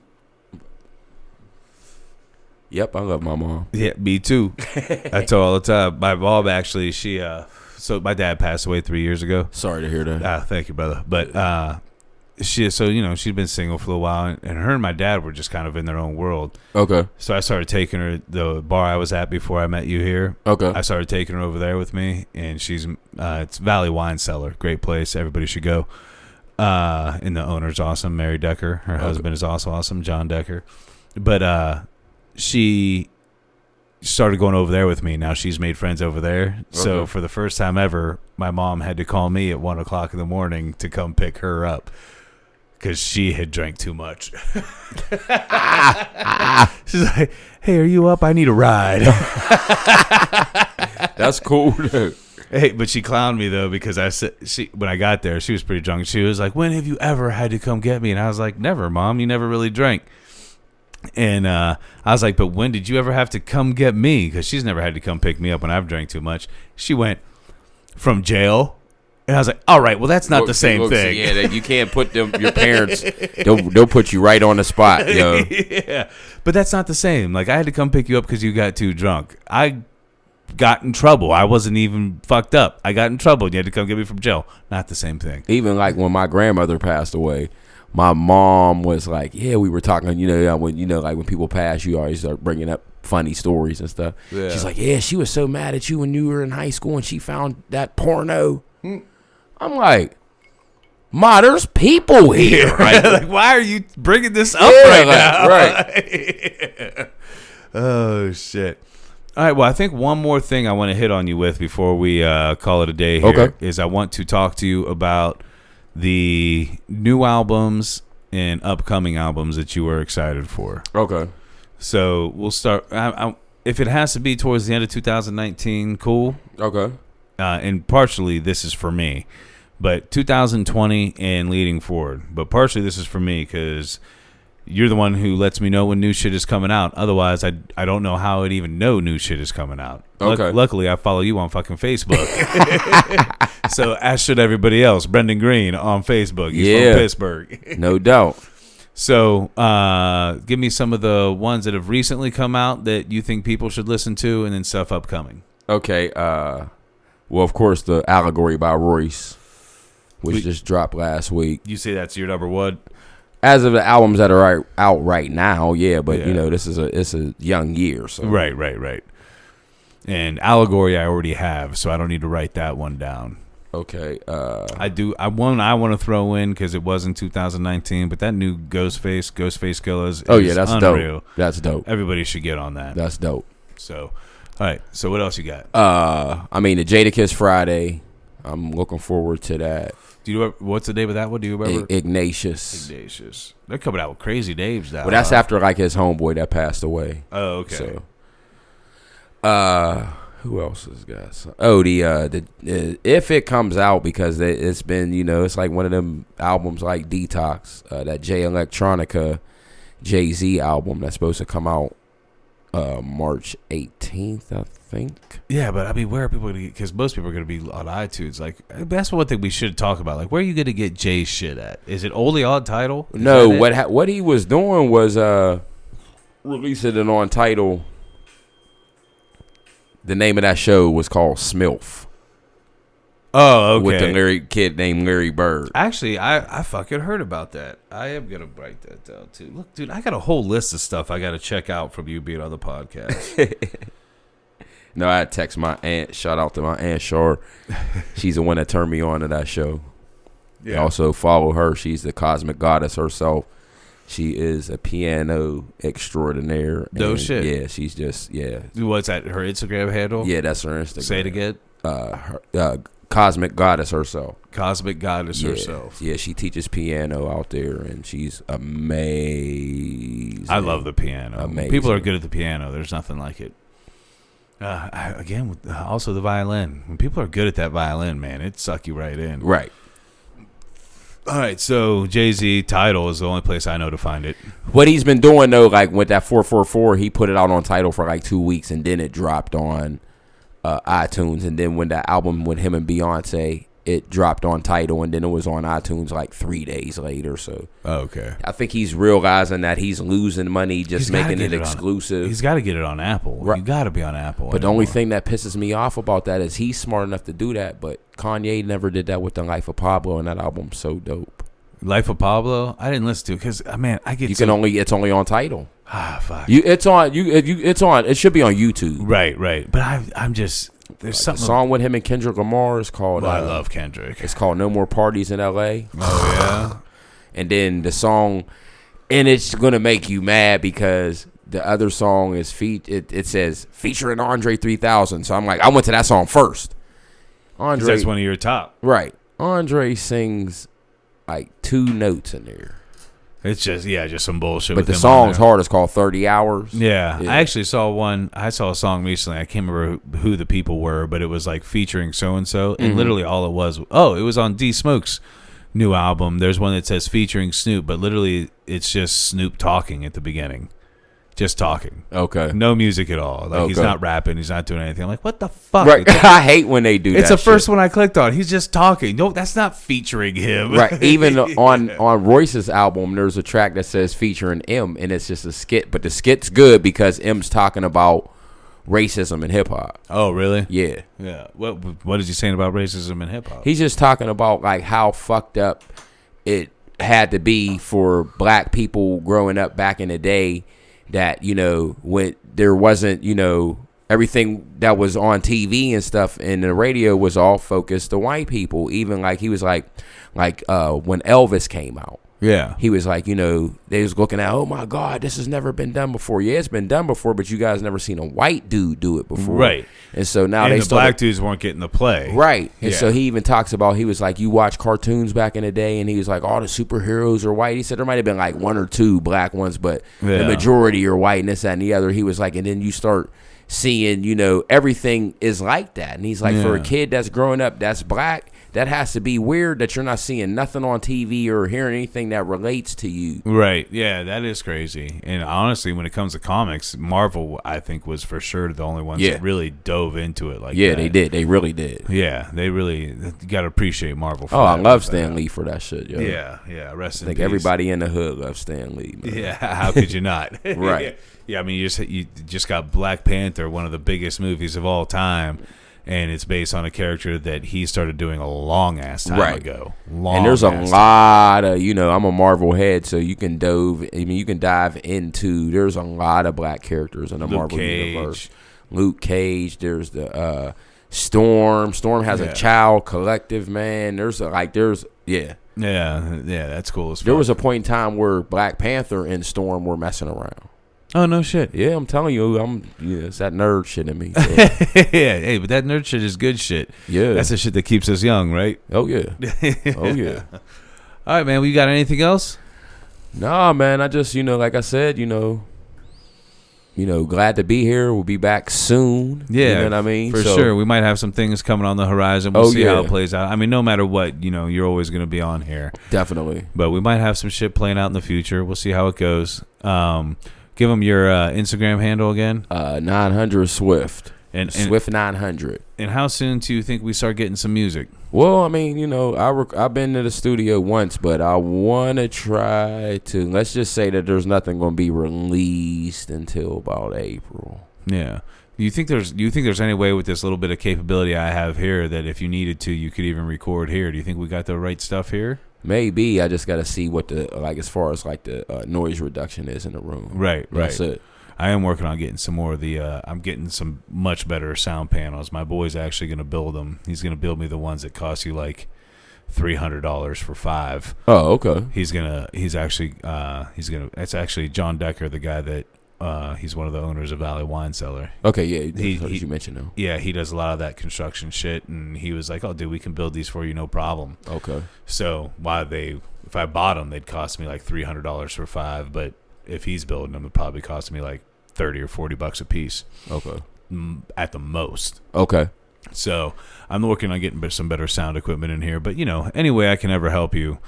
You let me know, man. I appreciate it, because I love your music. Thank you, man. The little bit of comedy I've heard from you, I really enjoy. So thank you. Hopefully, we'll be hearing a lot more from you here coming soon. Oh yeah, definitely. And then then you make sure you give shout outs to the Gathering of Fools. Oh, listen, man.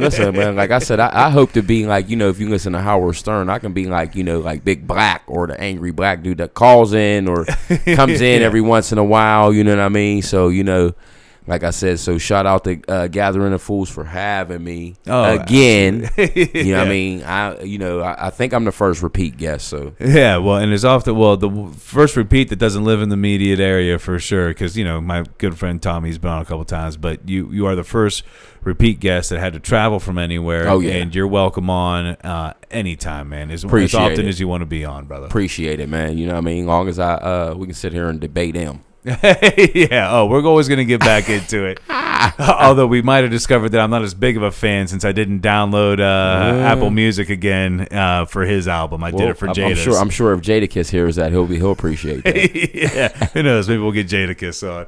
Hey, he's a regular dude, man. Never know. Yep. All right, man. Well, this is the Gathering of Fools. We're out. Hey, out.